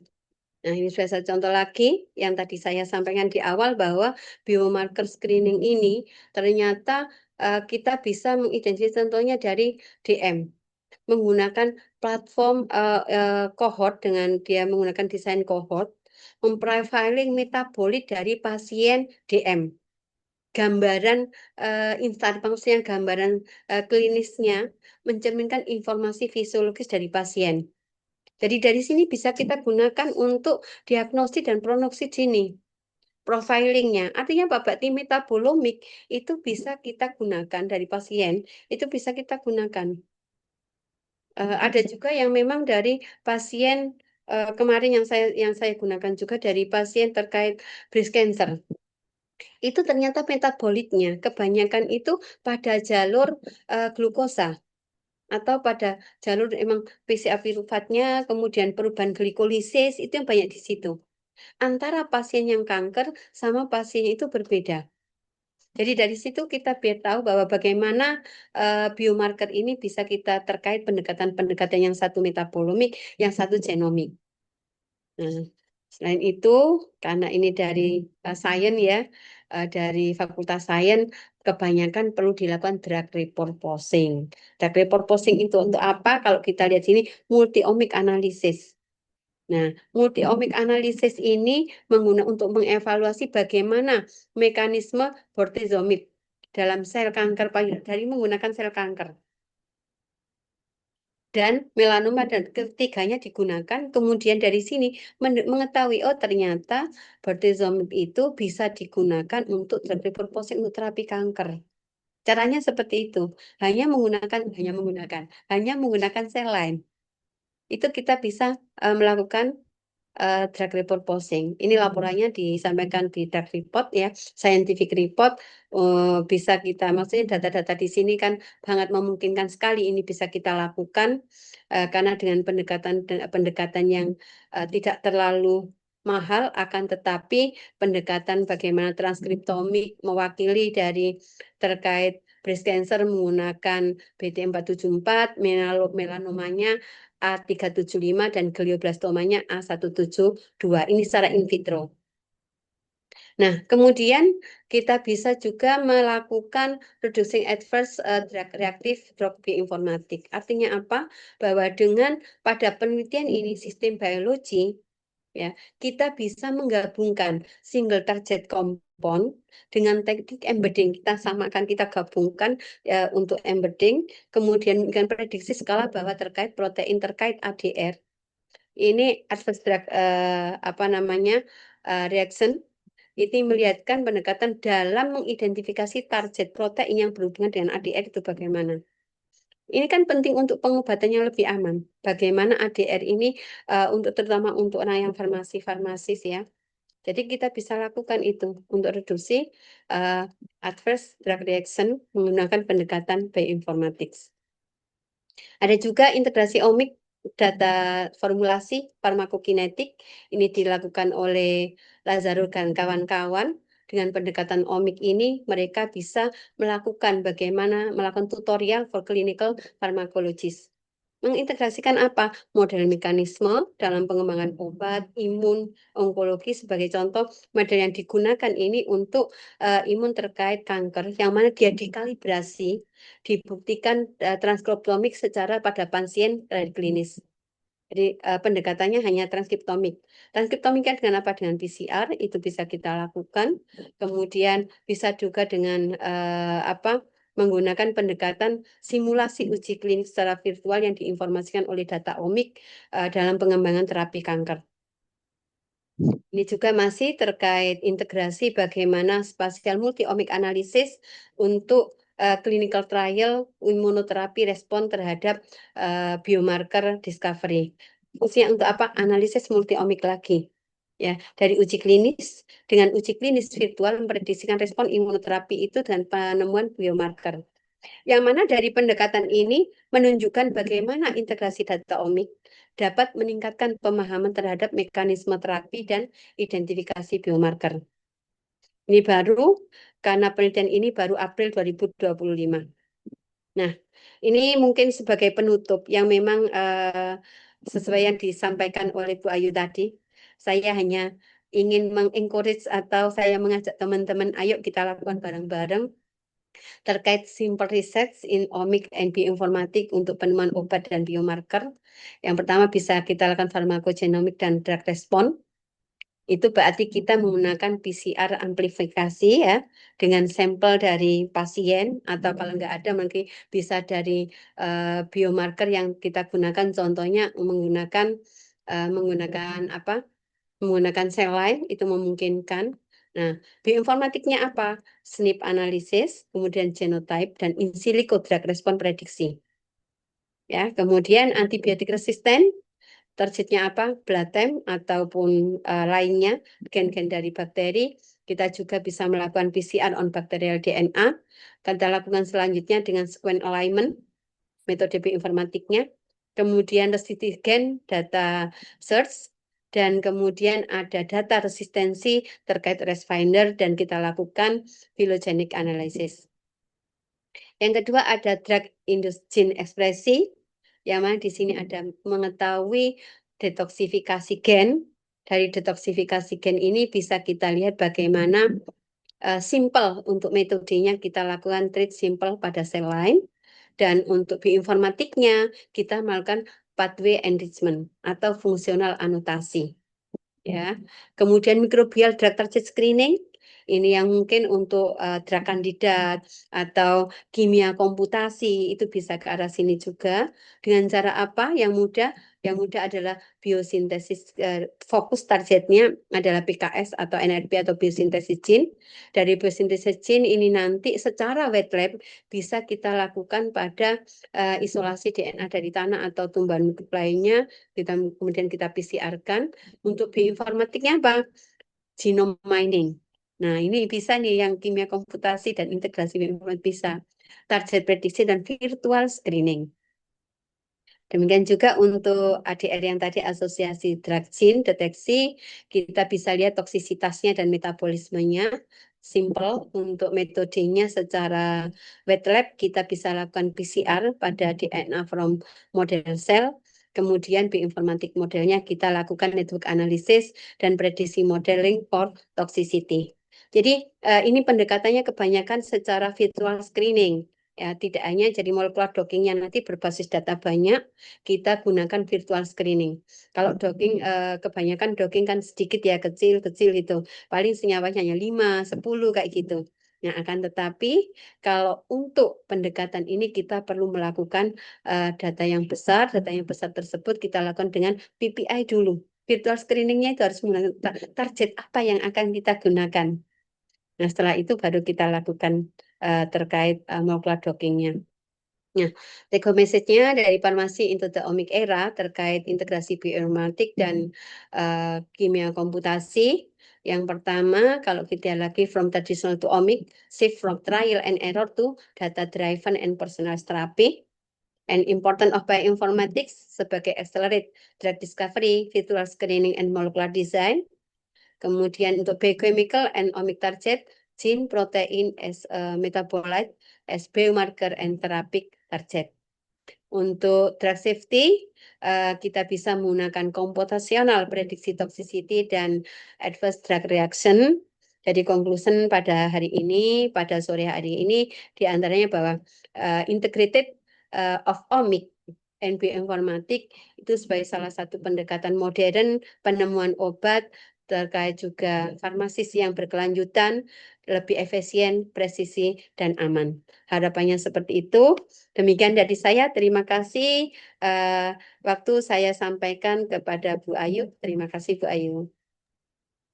Oke, baik, terima kasih Bu Fadilah. Ya, itu adik-adik ya, tadi kita sudah mendengar ya penjelasan tentang bagaimana sih peran bioinformatika gitu ya. Tadi secara realnya apa sih yang bisa kita lakukan gitu ya untuk beberapa hal tadi dalam hal biomarker, inovasi obat, bahkan nanti ke arahnya ke penemuan obat baru gitu ya, yang tentu saja itu perkembangan yang sekarang ya Bu, itu mungkin kalau sebelumnya kita tadi seperti yang di awal Ibu bilang, menemukan obat prosesnya dari praklinik sampai dengan akhirnya obatnya keluar tuh bisa memakan waktu bertahun-tahun, tapi dengan memanfaatkan bioinformatika dan kimia komputasi kita bisa memangkas waktunya gitu ya Bu ya. Kita bisa melakukan pendekatan-pendekatan sehingga nanti bisa mendapatkan hasil yang diinginkan. Nah, oke, baik. Seperti yang tadi sudah saya sampaikan, adik-adik, ini monggo, mungkin saya akan langsung nih masuk ke sesi tanya jawab dengan adik-adik semua. Jika ada yang ingin bertanya, boleh mungkin tadi sudah saya sampaikan, boleh menulis di kolom chat atau boleh raise hand langsung, karena nanti ini dari fakultas menyediakan 3 bingkisan menarik nih untuk 3 pertanyaan terbaik pada siang hari ini. Monggo, silakan. Saya tawarkan dulu ke adik-adik, boleh langsung reset jika ingin mengajukan pertanyaan. Silakan. Wah, ini apa namanya, antusiasnya hari ini cukup banyak nih, ada 150 sekian peserta ya yang masuk eh, di ruangan Zoom kita. Monggo adik-adik, jika ada pertanyaan boleh langsung raise hand atau apa namanya, boleh menuliskan di kolom chatnya. Silakan. Ada atau mungkin sambil menunggu ini kali ya Bu ya, ada yang mengetik. Ini malah saya penasaran ini, Bu, kalau di mungkin dari saya dulu mancing ya, ini ya Bu ya, mahasiswa. Ya, Nah, silakan, kan silakan. Ibu mungkin Silakan. ketertarikannya kan di bidangnya ya, kalau kita nyebutnya biasanya lab kering gitu ya Bu ya. Eh, ini dulu saya, Iya, kata saya apa namanya, yang bekerja di lab bahasa itu kadang memang apa, dalam tanda kutip ya, ngiri ya Bu ya. Kita kalau di lab bahasa kan dengan proses yang begitu panjang seperti itu, betul, di lab betul. kering dengan prediksi seperti itu sampai akhirnya apa namanya, mendapatkan hasil dengan beberapa pendekatan seperti itu. Nah, tapi yang saya ingin tanyakan, tantangannya apa sih Bu? Karena kan kalau untuk mahasiswa sendiri ya Bu, mungkin untuk mereka yang tertarik, apalagi di sini ada mahasiswa kimia, mahasiswa farmasi, mungkin ada juga Mm, mahasiswa oke. dari sains data juga gitu. Tantangannya apa Bu? Kalau misalnya kita pengen, ya ini kan dalam tanda kutip kita pengen, oh mau nanti arahnya ke pengembangan obat, tapi dengan memanfaatkan bioinformatika dan kimia komputasi gitu ya, perangkat Mm, lunak ya Bu ya. Nah itu tantangannya Ya, apa Bu? Biasanya yang sering baik. ditemukan Bu. Terima Nah, kasih. mungkin itu dulu Bu. Ya, terima kasih. Baik, terima kasih Bu Ayu pertanyaannya. Ini saya itu mengenal bioinformatik sejak 2008 Bu Ayu. Kebetulan karena bidang saya, kebetulan saya waktu itu belajarnya saya diminta pembimbing saya itu ke Singapura karena harus saya di kimia memang, akan tetapi untuk kekhususannya ke bioteknologi ke arah bioinformatik. Nah, dari situ yang pertama kendalanya, saya itu pernah 1 bulan itu tidak biar kenapa? Karena kan waktu itu belum ada yang langsung. Kok sekarang itu udah lebih enak. Ada Swissdoc langsung itu kita mensubmit dan sudah dapat. Dulu itu kita harus melakukan itu dulu kita melakukan bagaimana eh, L ketemu itu kita kode itu sendiri gitu loh ya. Jadi itu suatu tantangannya. Yang kedua basis datanya itu kalau di kita basis data tidak lengkap dan banyak yang bias. Contohnya data struktur protein, kemudian aktivitas senyawa kimia. Dulu itu kita belum bisa mendapatkan decoy kayak gitu. Jadi untuk farmakofor contohnya, kita kan harus mengirim decoy tersebut itu ke contohnya DUD. DUD itu untuk apa senyawa-senyawa decoy dari database yang memang sudah dikirimkan. Contohnya satu senyawa itu bisa dapat decoy itu kadang-kadang 10 lebih, kadang 50 tergantung dari dia di iterasi dari komputer yang dilakukan di SPC yang web tersebut. Itu kita dulu belum ada. Kemudian variabilitas data biologi, polimorfisme genetik, itu harus kita pertimbangkan. Kemudian lingkungan seluler yang ada di waktu kan kita menggunakan PDB ya dan sebagainya, itu kita harus lihat juga bagaimana sih apa namanya untuk lingkungannya dia polimorfisme genetiknya dari yang ditranslasikan menjadi asam amino atau proteinnya itu bagaimana kita harus lumayan kenapa? Karena prediksi binding affinity atau toksisitasnya itu bisa meleset kan dari situ itu. Nah, kemudian adalah keterbatasan komputer kita. Makanya kadang-kadang komputer itu tiap orang berbeda-beda kan. Kok hasil saya berbeda ya? Kenapa? Karena kecepatan komputer runningnya itu pasti berbeda-beda. Dari situ itu kita melihat bagaimana akurasi algoritma, scoring function pada docking atau machine learning untuk beberapa yang akan kita gunakan. Software-software itu kan tergantung dari itu. Jadi komputasi sumber daya itu sangat dibutuhkan sekali. Molekular dinamik aja zaman saya waktu itu butuh waktu kurang lebih 3 bulan loh. Itu hanya contohnya 20 nanosecond itu. Kalau sekarang kan cepet itu. 100 nanosecond butuh waktu berapa? Karena ada HPC kan, High Performance Computing. Zaman 2008 belum ada performance computing di sini gitu kan. Saya harus melakukannya bolak-balik sana sini. Itu beberapa tantangan sebenarnya. Memang tidak hanya di Bu Ayu aja gitu. Karena di saya juga gitu. Saya itu mendapat tantangan pertama kali mengenalkan bioinformatik dan untuk pengembangan obat, untuk pengembangan biomarker. Dari pintu ke pintu di FK itu dari pintu ke pintu. Maksudnya dari departemen ke departemen ke klinik, dari pintu ke pintu. Itu tahun 2012 saya ingat itu. Itu nggak ada yang mau. Oh, di depan komputer aja kok, masa di depan komputer bisa. Nah, akan tetapi baru 12 tahun kemudian, oh ternyata kita bisa gunakan loh prediksi. Dan sampai saat ini pun ada beberapa yang memang anti nggak mau. Yang nama itu ya harus red lab. Padahal kalau kita pendekatan, walaupun sudah kita suguhkan ya, kita suguhkan terkait beberapa apa namanya, beberapa contoh-contoh, beberapa success story kayak gitu kita kasihkan contoh. Ini loh success story-nya bahwa dengan pendekatan omik dan lain sebagainya itu bisa kita gunakan untuk menemukan drug discovery atau penemuan obat kandidat atau dan juga kita mencari biomarker terhadap diagnostik. Sebenarnya itu banyak sekali sih sebenarnya. Apalagi validasi eksperimentalnya yang lumayan kesenjangan itu agak tinggi kalau harus kita itu bridgingkan kan itu. Bagaimana gap tersebut kita bisa menjembatani antara untuk validasi secara eksperimental. Itu Bu Ayu.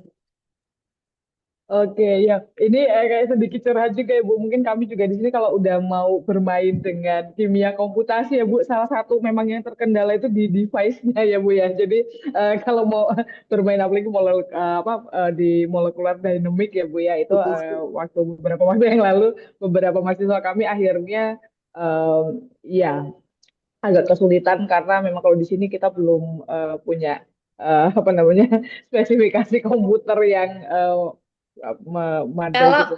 kalau untuk Gimana lebih Bu? mudah pakai itu Ada. aja Bu Ayu. Pakai lebih mudah pakai di Hadok itu kan ada itu ya. Ya atau NAM itu ada itu. Jadi kita berbasis itu aja. Akan tapi itu udah lumayan kok, udah bagus sekarang.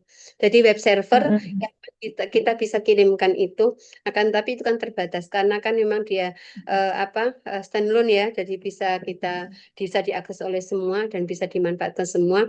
Kalau memang untuk anak S1 memungkinkan mending menggunakan yang itu karena kan kita bisa pelajari bagus itu yang dari Hadok dan sebagainya. Kenapa Kak di NAM itu lumayan untuk molekular dinamiknya. Kemudian kalau memang untuk protein tuh protein bisa menggunakan Hadok yang mana itu untuk mengkapel antara contohnya antibodi dengan protein itu bisa kita menggunakan Hadok itu ya. Oh, oke. Nah, ini saya juga jadi ini Bu. Kan kalau kita misalnya mau bermain dengan kimia komputasi tentu saja banyak pilihan software ya Bu ya yang Hmm, hmm, hmm. apa namanya bisa kita pilih. Nah, mungkin ada tips nggak ya Bu? Karena mungkin beberapa mahasiswa ya yang sekarang masuk ke penelitian mungkin ini ada mahasiswa farmasi Hmm, ataupun kimia ataupun sains hmm. data yang tertarik untuk melakukan analisis bioinformatika seperti itu kan dihadapkan dengan oh ini harus pakai software mana ya yang kira-kira ini. Nah, kalau dari Hmm. Ibu ada tips nggak Bu Baik, baik, untuk memilih itu? baik. Satu tentunya tergantung tujuan risetnya, Bu. Ya, kalau kita mau mencari docking yang cepat, high throughput, itu pasti ya perlu perhitungan. Ya, contohnya senyawanya 1000 kan nggak mungkin kita menggunakan autodock gitu kan. Nah, jadi kita lihat tujuan dari penelitian itu yang pertama. Kemudian docking presisinya yang tinggi itu yang apa? Misalnya terakhir itu docking yang presisinya tinggi. Pilih software yang memang memiliki algoritma scoringnya yang lebih detail. Harus itu. Kemudian kalau MD jangka panjang, berarti yang kita lakukan apa stabilitas kompleks dari MD-nya, itu kita melihat terkait engine MD-nya, efisiensinya, itu harus kita pertimbangkan. Kemudian yang kita pertimbangkan lagi adalah kriteria pemilihan docking diantaranya rigid docking kah untuk screening cepat atau flexible docking kah? Itu kan untuk yang protein yang stabil, yang fleksibel. Kemudian scoring function, karena scoring function itu penting untuk mendukung dari binding free energinya. Fosfil secara berbasis fisika. Kemudian kemudahan penggunaan itu kita jadikan juga. Kenapa? Karena dari kemudahan penggunaan itu akan kita ketahui contohnya GUI-nya Pyrrec, Chimera itu kan menggunakan GUI. Kemudian kalau Autodoc, kemudian Autodoc Vina, Doc 6, tergantung preferensi. Kalau mau yang mau saya kemudahan pengguna gitu kan, Pyrrec, Chimera itu gampang. Atau CLI itu kan berarti dia menggunakan Autodoc Vina, Doc 6, Autodoc itu menggunakan itu, Bu. Dan tentunya lagi tergantung, ada yang lisensi berbiaya, ada yang enggak, gitu Bu. Jadi kalau menurut saya untuk pertimbangannya itu tergantung dari kebanyakan yang rekomendasi populer itu kalau Autodoc Vina itu kan memang karena open source ya, cepat dan banyak tutorial.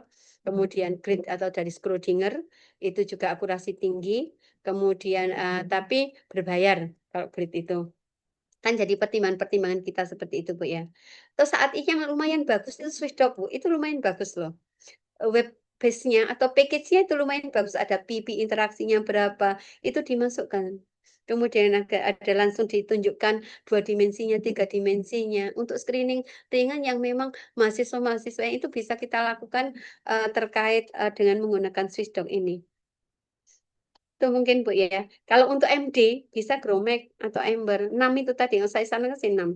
Karena 6 itu kan performanya lumayan, sistemnya lumayan agak besar ya. Bisa kita gunakan 6 itu. Itu Bu Ayu Oke, dari saya. baik Bu Fadila, ini tadi device saya yang satunya apa namanya mati Baik. Bu ini, jadi saya menggunakan device ini ternyata kameranya nggak bisa dinyalakan. Baik, tidak Mungkin apa-apa, saya tidak apa-apa Bu terdengar Ayu. nggak Ibu ini? Sudah terdengar, Oh terdengar. ya, baik Ibu. Tadi saya sudah mendengar jawaban Ibu ya. Jadi memang bergantung ya Bu ya. Kita mau tujuan risetnya Tujuan. apa. Kemudian juga mungkin itu tadi ya Bu ya, karena ada beberapa software yang berbayar gitu ya. Mungkin juga menyesuaikan Jadi dengan kebutuhan pertimbangan. mahasiswa. Dan tentunya tadi memang yang saya garis bawahi ya betul ya Bu ya. Kita cari yang apa skor akuratnya gitu ya Bu ya. Betul. Apa yang seperti yang kita inginkan. Oke, baik ini mahasiswa saya persilahkan aku ini mudah-mudahan suara Bu Ayu terdengar ya ini Nak ya. Silakan buat adik-adik mahasiswa yang ingin bertanya boleh langsung resen atau menuliskan di kolom chatnya. Silakan ada yang ingin bertanya. Mungkin ada beberapa, ada yang dari prodi farmasi kan ini ya atau kimia. Monggo. Silakan Nakku, kita masih ada waktu Bu Ayu, di 15.22. Q&A ada lagi yang bertanya. Oh, oke. Sebentar Iya. saya eh, nah. Baik Bu, ini ada mungkin saya izin membacakan Iya. pertanyaan ada Iya. di kolom chatnya Ibu. Oke, Iya. sebentar. Ini ada dari Hervan Hidayat. Assalamualaikum Ibu, izin ingin bertanya. Nah, ini mungkin Hervan dari prodi apa ini Nak ya? Tidak dituliskan nih. Bu, apa sih perbedaan mendasar dalam alur kerja dan tingkat keberhasilan penemuan obat antara era tradisional farmasi dengan pendekatan omik era yang seperti tadi Ibu Fadila sampaikan, yang mengintegrasikan metode komputasi, dan bagaimana Bu pergeseran paradigmanya ini secara spesifik mempengaruhi identifikasi biochemical and pharmacological target Bu. Mungkin itu dari Baik. Hervan Bu. Baik. Jadi terima kasih pertanyaannya ya. Bagus sekali ini pertanyaannya. Memang dari yang saya jelaskan tadi mungkin agak berlibet gitu ya, apa lagi ini kan gitu ya, nggak langsung to the point gitu. Kalau bisa saya ulang kembali ya, yang pertama itu adalah tradisional farmasi. Kalau tradisional farmasi kita lihat secara paradigma pada titik awal penemuan. Kalau kita lihat secara farmasi tradisional itu kan sumber inspirasinya itu kan berbasis phenotype driven. Artinya apa? Pengobatan efek obat alami dan atau kimia sintesis, misal tanaman obat, screening in vitro. Nah, itu dari sumber inspirasi awal. Kalau era omik itu bukan phenotype driven, akan tetapi target driven, berbasis data, berbasis molekular tadi biochemical itu kan. berbasis molekular. Contohnya genom, proteom, metabolom, dan mikrobiom. Itu pertama yang itu perbedaannya. Kemudian arah risetnya. Kalau farmasi tradisional farmasi itu obat ke target kan. Artinya gini, menemukan senyawa dulu, lalu dicari mekanismenya. Ya enggak? Kan karena fenotip itu driven. Jadi obat ke target. Akan tetapi untuk era omik, itu yang dilakukan target baru obat. Identifikasi kan, kita identifikasi bagaimana biochemicalnya, pathway biochemical dari si disease itu apa, itu kan target. Berarti identifikasi target molekul terlebih dahulu, melalui analisis multi-omik tadi, lalu desain obat yang spesifik. Itu perbedaan mendasar. Kemudian untuk identifikasinya, identifikasi target farmakologisnya juga berbeda. Kalau tradisional, bias pada enzim atau reseptor tunggal yang diketahui itu kan dari patofisiologi secara klinik. Secara klasik kok, secara klasik. Artinya gini, mengandalkan biokimia secara konvensional. Ligand bindingnya, log NK-nya berapa, penemuan aspirin contohnya. Itu kan berawal dari efek analgesik dari kulit pohon willow. Kemudian ditemukanlah target COX. Gitu kan? Nah, kalau era omik itu berbalik.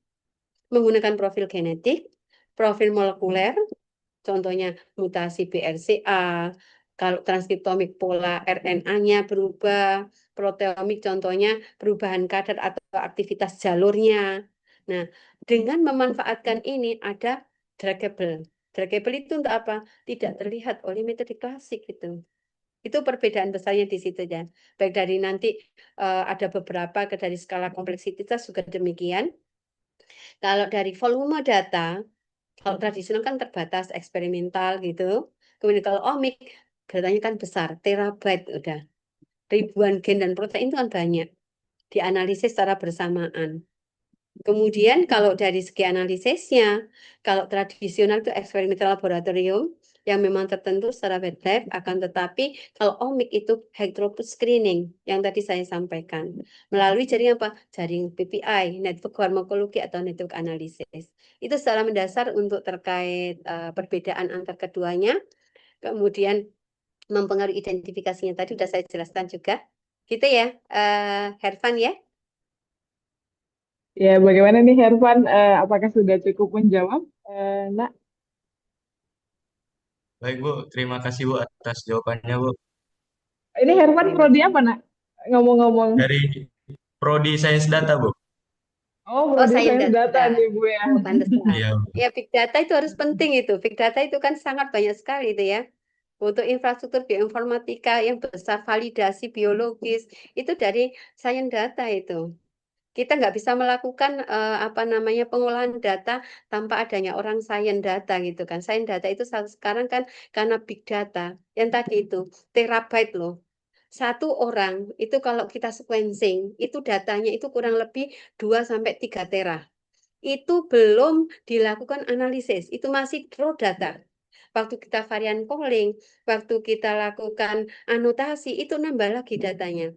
Kalau kita total-total, waktu itu saya dan teman-teman total dari tim, itu kurang lebih satu orang itu 4 sampai 4,5 tera. Satu orang. Jadi data yang ada saat ini tuh kita belum itu secara apa ya inventarisasi dengan baik. Itu ya. Nah, dengan para data science nih, langsung dari Fakultas Sains nanti bisa berkolaborasi, bisa membentuk cluster riset atau kelompok riset gitu ya. Atau kan sekarang kan ada tuh terkait untuk dari PKR gitu ya. Nah, dari ITERA membentuk itu bisa antar fakultas, antar prodi bisa membentuk PKR terkait ini. Gitu ya. Baik, Ya, baik. Terima kasih Bu Fadila. Ini ada satu pertanyaan lagi Bu dari silakan. Cynthia Mutiara dari Prodi Farmasi. Ingin bertanya dari pengalaman Ibu pribadi katanya Bu ya. Kira-kira ketika Ibu meneliti, tadi kan meneliti mungkin salah satu aplikasinya obat kanker ya Bu dari apa dengan in silico gitu ya. Pertanyaannya adalah Kira-kira berapa lama ya Ibu dapat membuat obat kanker yang Ibu teliti itu dari Oke, awal dosing itu Bu sampai menjadi obat jadi, dan apa saja tantangan yang Ibu hadapi, dan mungkin salah satu yang Cynthia ini di sini penasaran Bu, tentang persentase keberhasilan ya obat tersebut ya, terhadap penyakit tertentu gitu ya yang Ibu teliti dari in silico. Mungkin di in silico ini ya Bu ya prediksinya oke ketika diujikan secara klinis seperti itu. Dan mungkin pertanyaan terakhir dari Cynthia, apakah Ibu ada niatan untuk melakukan hak paten dari obat-obat yang sudah Ibu teliti? Monggo Ibu. baik, baik, baik. Baik, terima kasih. Apa namanya? eh Cynthia, pertanyaannya. Ini pertanyaannya kalau diceritakan ini S3 saya ini sebenarnya.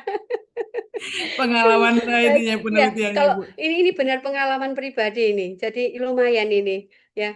Yang pertama yang dilakukan tadi, berapa lama sih? Kalau berapa lama itu tergantung dari kita ya. Jadi yang pertama saya itu melakukan terkait mau melakukan 3 tahap sebenarnya. Kebanyakan saya itu terinspirasi obat-obatan anti kanker. Itu kan kebanyakan ada F-nya, kemudian ada apa CL-nya gitu kan. Kayak fluorourasil itu kan F-nya kan banyak.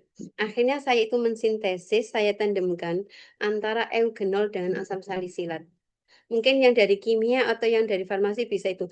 Eh, Eugenol itu kan dia sifatnya kan fenolat. Saya reaksikan dengan bayang. Saya fenolat direaksikan dengan ujungnya yang memang dari si itu, si apa namanya dari asam salisilat, dari karboksilatnya si asam salisilat. Wah, itu setengah mati itu lamanya itu. Dan saya melakukan itu dari saya ya di sini kenapa? Karena saya diminta pengalaman dari saya yang melakukan. Nah, itu kurang lebih berapa ya? Saya hampir untuk sintesisnya sendiri, kalau untuk dokingnya lumayan. Untuk dari farmakofor, kemudian saya lakukan kisar, dari cara farmakofor saya kisar, kemudian saya dokingkan dari 5.000-an senyawa, kemudian dari farmakofor itu tinggal 100-an senyawa, kemudian saya docking, dari docking itu kurang lebih waktu melakukan MD itu tinggal 10 senyawa. Nah, dari 10 senyawa ini saya lakukan sintesis, dari sintesis turunan kayak gitu kan, tandem dari molekular dari asam salisilat dengan eugenol. Kemudian dari situ reaksi sintesisnya 3 tahap. Saya ujikan secara in vitro pada sel line colorectal cancer HT29 waktu itu. Kemudian saya lihat ekspresinya dan sebagainya terkait BCL2-nya karena saya melihat bagaimana inhibitor BCL2. Sebenarnya itu inhibitor BCL2 itu kan masih di atas. Kenapa? Itu karena waktu itu saya melihat karena berdasar dari apoptosisnya saja. Akan tapi saya lakukan secara in vivo pada hewan coba, ternyata efeknya tidak pada itu, efeknya tidak pada eh, tertargetnya langsung apoptosis akan tapi sel cycle-nya. Nah, itu kan bisa kita, itu lumayan. Butuh waktu saya kurang lebih 6 semester, Alhamdulillah saya selesai. Tapi ya gitu dengan pagi, siang, malam saya nge-lab waktu di NICE di Jepang. Di Nara itu saya melakukan nge-lab itu dari jam 7 pagi sampai kembali jam 11 malam. Ya, itu selalu tiap hari, kecuali Minggu. Nah, kalau niatan untuk melakukan hak paten, sebenarnya gini, saya itu kemarin sudah mematenkan 1 senyawa saja, akan tetapi ya kalau hanya di paten saja itu kan menjadi hak milik. Akan tetapi untuk produksi ke depan, kemudian bagaimana kita itu sebenarnya aktif, akan tetapi randomnya kecil sekali dan ya itu tantangan bagi saya untuk mensintesis. Itu yang dari catatan saya juga bahwa dengan mensintesis itu tidak mudah. Makanya saya perlu kita melakukan kembali dari bahan alam kita itu banyak, terutama dari bahan alam laut. Ternyata bahan alam laut itu kemarin saya juga kerjasama dengan BRIN ya, melihat bagaimana marine natural product dari spong laut itu memiliki aktivitas golongan fukoiden kalau nggak salah waktu itu yang mematenkan alam BRIN. Kalau saya sendiri untuk paten sebenarnya kurang itu ya, akan tetapi itu kan karena tuntutan dari itu, jadi mau nggak mau dipatenkan oleh orang BRIN sebagai hitungan bersama, apa namanya, kepemilikan bersama. Itu ya, Cynthia ya.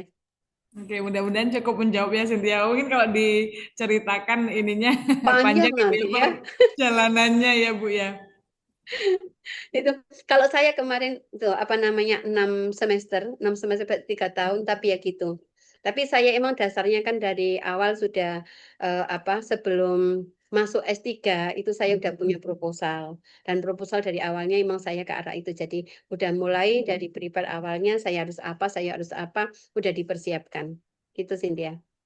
Iya, oke baik, terima kasih Bu Fadilah. Bu, ini ada ini juga Bu, pertanyaan dari Irfan Ibu yang menarik juga sih. Ini juga sempat kepikiran apa di saya tadi ya Bu ya. Kan ketika kita eh, ya bermain-main ya Bu ya dengan komputasi itu biasanya kan hasilnya nggak, katanya kan nggak selalu sempurna ya Bu. Ada sisi Iya. errornya. Nah, pertanyaan ini dari Irfan Bu, kalau misalnya ada kasus kejadian di mana ketika saat apa seleksi atau apa pendekatan untuk pembuatan obat itu ya Bu ya, mungkin dari eh, komputasinya gitu ya atau dari hasil seleksinya itu nggak sesuai dengan ya nggak sesuai gitu, atau bisa jadi misalnya hasil komputasinya bagus, tapi ketika diuji cobakan itu ternyata nggak bagus, itu nanti bagaimana Ibu ya solusinya agar hal tersebut dampak negatifnya bisa diminimalisir? Apakah harus misalnya kita sudah melakukan pendekatan komputasi, dilakukan pengujian obat terlebih dahulu, setelah ada analisis kecocokan, atau mana dulu Bu gitu yang Baik, dilakukan? baik. Terima kasih pertanyaannya ya. Jika hasil docking atau hasil pencarian obat itu tidak selaras dengan data wet lab, ya, otomatis skornya terbaik, ternyata aktivitas biologisnya tidak sesuai yang diharapkan gitu ya, ya. Atau langkahnya apa? Yang pertama, kita harus mengevaluasi iterasi pipeline-nya. Dan tadi algoritmanya. Itu harus kita lihat. Nah, verifikasi data dari persiapan awal itu harus kita lakukan. Contohnya, refine dari PDB-nya. Apakah dari PDB-nya itu sudah cocok atau enggak? Kemudian, karena gini, kebanyakan mahasiswa saya sendiri kadang-kadang menghilangkan residu, protonasi, atau kesalahan rantai. Waktu kita kan ada Gen A, Gen B, Gen C gitu ya. Nah, itu kesalahan kadang-kadang juga bisa gitu. Kita lihat itu, kesalahan-kesalahan itu. Benar enggak sih yang saya lakukan? Yang kedua, kita bisa cek kondisi biologinya, pH, ionnya. Jadi contohnya ion Zn. Saya pengalaman ada, karena waktu itu saya docking dengan sirtu. Sirtu itu terkait apa namanya, dia kan bersifat allosterik dan inhibitory gitu ya. Nah, dia memiliki sisi allosterik dan active site.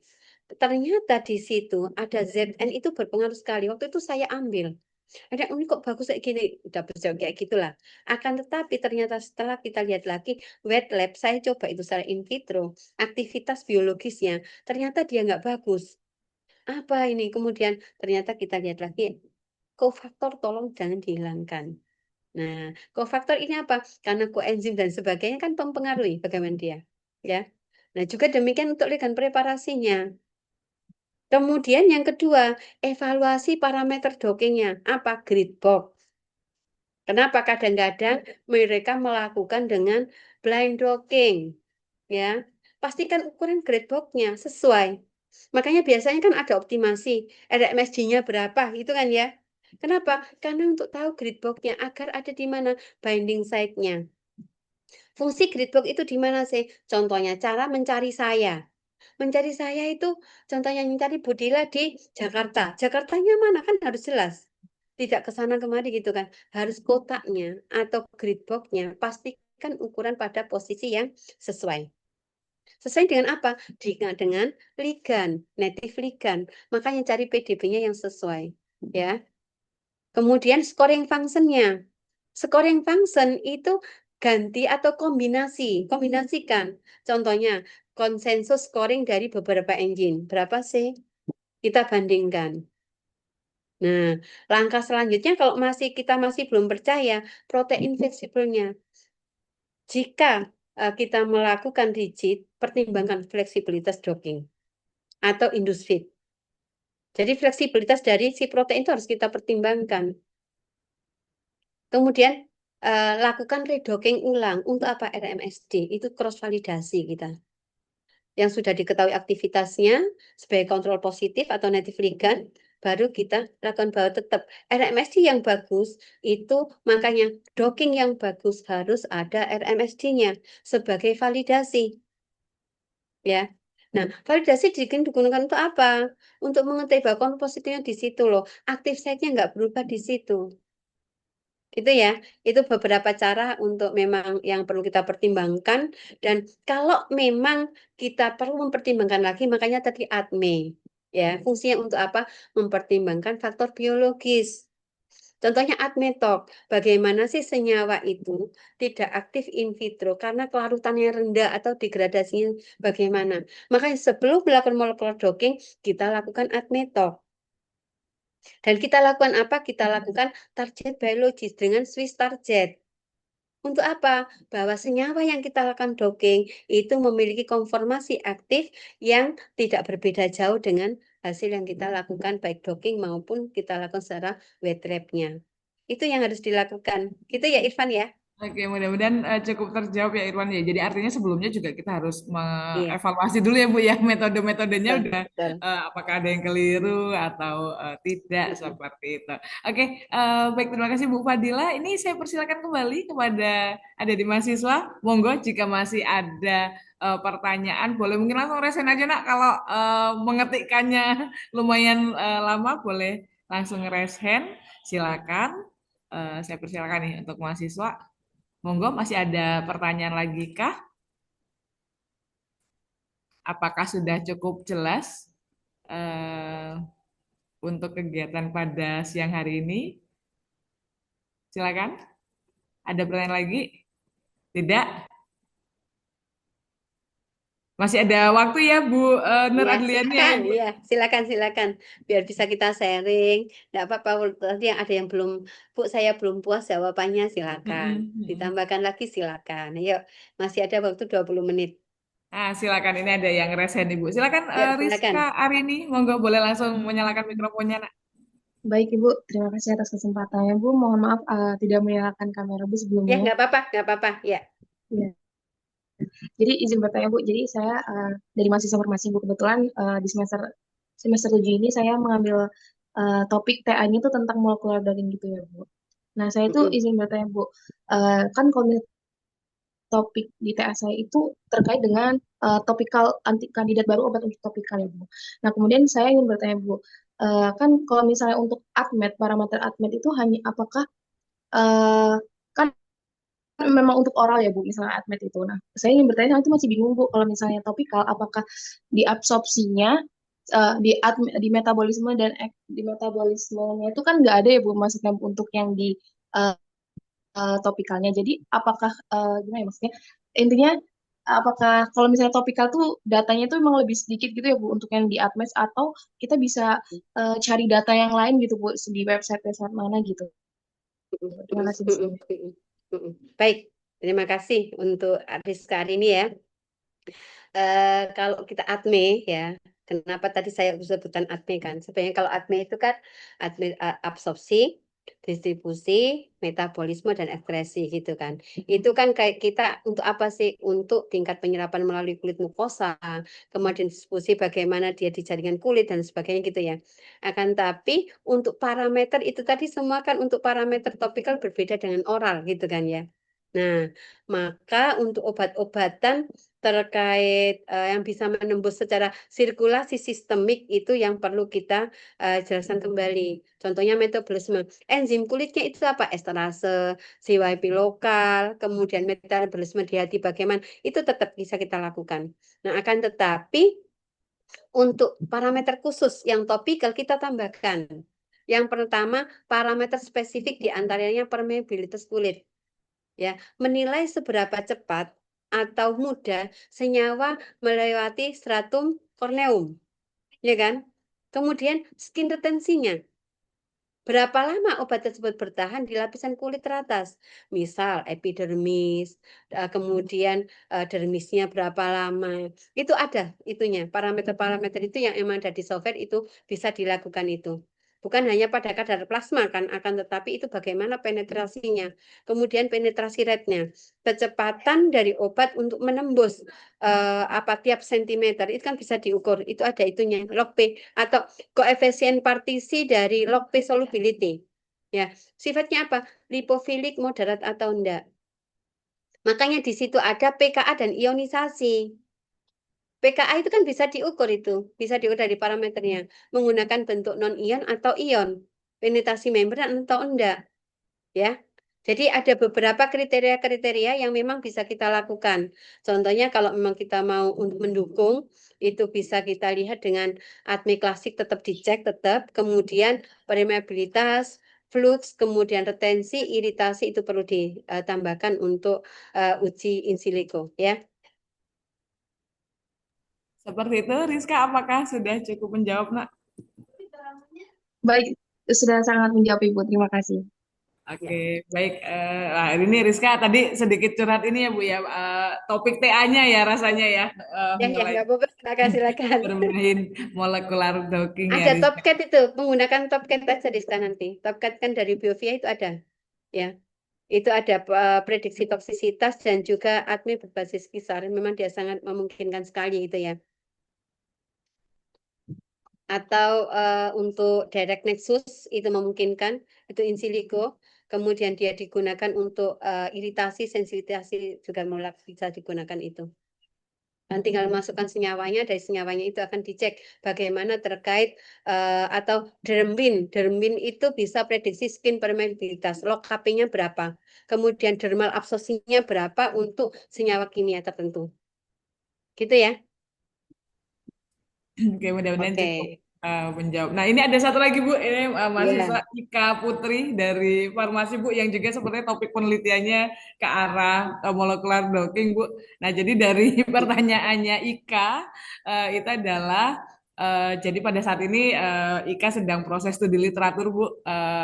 Dan siang ini lumayan tercerahkan katanya Bu untuk melakukan docking molekuler untuk senyawa tanaman uji. Nah, namun pada saat studi literatur Ika di sini masih bingung dalam menentukan protein target untuk docking molekulernya. Nah, kira-kira ada tips nggak ya Bu untuk mempertimbangkan pemilihan protein target yang baik untuk analisis di molekular docking itu?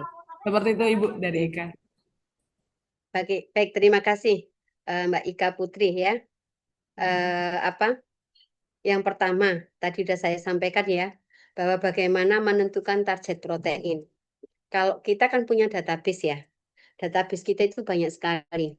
Makanya ada beberapa pendekatan untuk menyusun workflow terkait penentuan protein. Ya, bagaimana penentuan protein ini yang pertama. Strateginya kita itu kita identifikasi target pakai metode komplementer. Ya, contohnya apa? Kita lihat dari kalau memang senyawa itu kan biasanya kita menggunakan itu ya. Apa sih yang kira-kira kita lakukan? Kita menggunakan farmakologi atau multi-omic integrasi tadi. Jika ada data tumor versus normal dari data differential ekspresi, DEG namanya, itu dari data geo, kemudian kita ambil proteinnya, kemudian kita lakukan druggable. Druggable-nya untuk apa? Menggunakan jaringan cytoscape tadi. Nah, kemudian kita cari tuh, kira-kira hub proteinnya, pathway-nya yang dilewati oleh yang Ika tentukan itu tadi apa? Ya. Nah, kalau sudah ketemu pathway-nya, apakah jalur PI3K atau AKT, atau jalur MAPK, atau cell cycle, itu nanti di situ terlihat. Kemudian kita overlay antara predik target dengan jalur yang relevan dengan kanker. Kira-kira yang mana sih? Apakah breast cancer kah? Kankernya kan banyak, ya kan? Ya, kalau di sini hanya kanker saja itu kan umum. Kanker itu banyak. Apakah breast cancer, atau liver, apakah colorectal cancer, kita overlay. Dari druggable itu nanti, maka kita akan mencari pocket deteksi. Yang mana pocket deteksi itu situs pengikatan druggable dari menggunakan Dockside Score. Dari situ akan ada prioritas dari literatur yang ada, kemudian kita top skornya berapa, kita lakukan cari relevansi onkologi atau relevansi omik, itu pilih 3-5 target. Ya. Dari 5 target itu baru kita lakukan molecular docking. Persiapan protein berarti kan kita memilih PDB-nya, kemudian jika tidak ada ya kita menggunakan homologi modeling atau kita menggunakan menggunakan AlphaFold atau modeler atau menggunakan Swiss model, terserah nggak apa-apa. Ya, kemudian baru kita menentukan situs pengikatan dan yang selanjutnya kita lakukan terkait persiapan dari si senyawanya dari tanamannya ya. Baru kita lakukan docking. Gitu ya. Jadi yang kita lakukan itu apa yang kita lakukan adalah pertama kita mencari strategi identifikasi target dengan apa? Dengan bioactivity mining. Nah, dari bioactivity mining, setelah itu baru kita lakukan network farmakologi untuk multi-omic integrasi tadi. Itu ya, Ika ya. Oke, seperti itu Ika. Apakah sudah cukup menjawab, Nak? Sudah Ibu, terima kasih banyak Ibu Fadila. Terima Sama-sama. kasih banyak juga Ika. Oke, mungkin terakhir ini anakku karena sudah ada 5 pertanyaan, mungkin satu pertanyaan terakhir jika masih ada sebelum nanti saya kembalikan kembali ke MC, ke Bu Nur Adeni, silakan. Anakku, apakah ada pertanyaan lagi? Satu orang penanya lagi, monggo. Apakah masih ada? Sudah tidak ada. Oke, kalau sudah tidak ada pertanyaan, mungkin ini Bu closing statement ya Bu dari Bu Fadilah terkait dengan bagaimana integrasi bioinformatika dalam inovasi obat itu sendiri. Monggo Ibu. Baik, closing statement yang saya berikan hari ini ya untuk adik-adik sekalian, untuk anak-anak sekalian terkait drug development ini bahwa dengan pendekatan multi omik, kemudian mulai dari target prediksi, reverse docking, omik integrasi, hasil uji in vitro memberikan keyakinan bahwa interaksi yang ditemukan bahwa kita yakin itu relevan secara terapeutik dengan evidence biologi, analisis jaringan molekuler dan validasi eksperimen. Dengan mengikuti alur ini, penelitian in silico tidak hanya menjadi langkah awal yang cepat dan hemat biaya, akan tetapi menjadi fondasi yang kokoh ya untuk pengembangan obat berbasis bahan alam yang lebih efektif, selektif dan memiliki peluang untuk translasi klinis yang lebih tinggi. Demikian closing statement dari saya. Terima kasih ke Bu Ayu. Baik, terima kasih Bu Fadila. Boleh mungkin memberikan reaction tepuk tangan anak-anakku ya. Rasanya ada kan ya di di fitur Zoom-nya. Ya, terima kasih. Ya, baik, terima kasih Bu Fadila untuk ilmu yang hari ini sudah di-share ya Ibu. Mudah-mudahan nanti kita tidak hanya bisa berjumpa melalui kuliah secara online saja ya Ibu Fadila. Mudah-mudahan juga nanti adik-adik mungkin yang tertarik untuk magang Ibu ya rasanya di labnya. Silakan. Bu Fadila bisa menghubungi Bu Nur Adliani mungkin ya yang sebagai PIC nanti yang menghubungkan dengan Ibu Fadila. Nah, Naku dengan demikian untuk sesi pemaparan materi yang sudah kita dengarkan bersama-sama dan juga tanya jawab tadi yang juga sudah dijawab oleh Ibu Fadila, mungkin kita harus selesai sampai di sini. Oh ya, untuk tadi 5 penanya, Naku 5-5-nya akan mendapatkan bingkisan nanti dari Fakultas Sains. Adik-adik bisa menghubungi saya nanti Bu Ayu pada hari Senin itu di Prodi Kimia gitu ya. Nanti kalian bisa menghubungi saya langsung saja ke Prodi Kimia untuk mengambil bingkisannya. Nah, Ibu tadi saya lupa kita belum ada sesi foto bersama. Nah, ini walaupun saya agak sedih nih Bu, kok device saya tiba-tiba kameranya jadi cuma bisa background aja kok wajah saya tidak terlihat. Oke, adik-adik, ayo kita buka dulu kameranya, kita lakukan sesi foto bersama sebelum kita akhiri kegiatan pada sore hari ini. Nah, ya disiapkan senyum terbaiknya. Mungkin dari operator bisa membantu saya ya untuk mengambil dokumentasi. Ini ada 5 layar, adik-adik, karena kita nggak tahu ada di layar yang mana, jadi terus tersenyum ya. Layar yang pertama dulu, 3, 2, 1. Oke, layar pertama sudah, sebentar. Kita pindah ke layar yang berikutnya di komputer saya. Oke, 3, 2, 1. Oke, baik. Masih ada layar berikutnya. Sebentar. Bentar, kita ke layar berikutnya. Monggo, masih senyum yang paling manis. Karena nggak tahu di layar yang mana. 3, 2, 1. Oke, di layar yang keempat. Oke, 3, 2, 1. Nah, yang terakhir, oke, ada 5 layar nih. 3, 2, 1. Baik. Oke, baik Ibu Fadila, terima kasih banyak Ibu atas kehadirannya dan untuk siang Sama-sama, hari ini. terima Hari kasih. ini kita sudah berdiskusi ya, Terima kasih Bu mendapatkan Ayu. wawasan tentang kimia komputasi itu sendiri tadi dengan omik era ya Bu ya. Ini bahasanya sekarang ini omik era yang juga mungkin menambah wawasan untuk adik-adik semua peserta yang hadir pada siang sampai dengan sore hari ini. Saya Aditya Ayulanda selaku moderator, mohon maaf yang sebesar-besarnya jika dalam eh, penyampaian atau dalam mandu kegiatan Stadium General pada siang menjelang sore hari ini ada kesalahan dalam ucapan maupun tindakan. Saya mohon maaf yang sebesar-besarnya. Sekali lagi terima kasih banyak. Eh, saya tutup untuk sesi ini dan saya kembalikan ke MC ke Bu Nur Adliani. Terima kasih. Assalamualaikum warahmatullahi wabarakatuh. Silakan Bu Nur Adliani. Waalaikumsalam warahmatullahi Waalaikumsalam wabarakatuh. warahmatullahi wabarakatuh. Terima kasih banyak Bu Ayu. Tidak terasa hadirin sekalian, waktu kita udah sampai di ujung acara ya pada hari ini. Semoga apa yang kita dengarkan dari tadi, kita simak, kita catat, itu menjadi ilmu tambahan, ilmu baru, semangat baru, dan motivasi baru untuk kita semua ya, baik mahasiswa, dosen, untuk bisa terus berkarya di era Omix ini. Nah, tadi sebenarnya saya mau mengajak sesi foto bersama karena sudah, maka saya ada pantun penutup. Izinkan saya untuk membawakan Ya, pantun santai sedikit. Ke pasar beli rambutan, jangan lupa bawa keranjang. Acara hari Cakep. ini memang Eh, menyenangkan. Semoga besok kita makin cemerlang. iya, Nah, amin. terima kasih. Pada kesempatan yang berbahagia ini, izinkan saya juga mengucapkan terima kasih banyak yang sebesar-besarnya kepada Ibu Dr. Fadilah yang telah berbagi ilmu dan menyisakan waktu weekendnya untuk kita semua, dan kepada Ibu Moderator yang telah memandu jalannya sesi ini dengan baik. Terima kasih juga untuk seluruh para dosen yang hadir, panitia, dan juga anak-anak kita mahasiswa semua yang partisipasi aktif ya, apalagi yang sedang TA. Jadi serius, sekali lagi terima kasih atas kehadiran Bapak Ibu semua. Saya sebagai MC pamit undur diri. Mohon maaf jika ada dari tutur kata ataupun perbuatan saya yang kurang berkenan.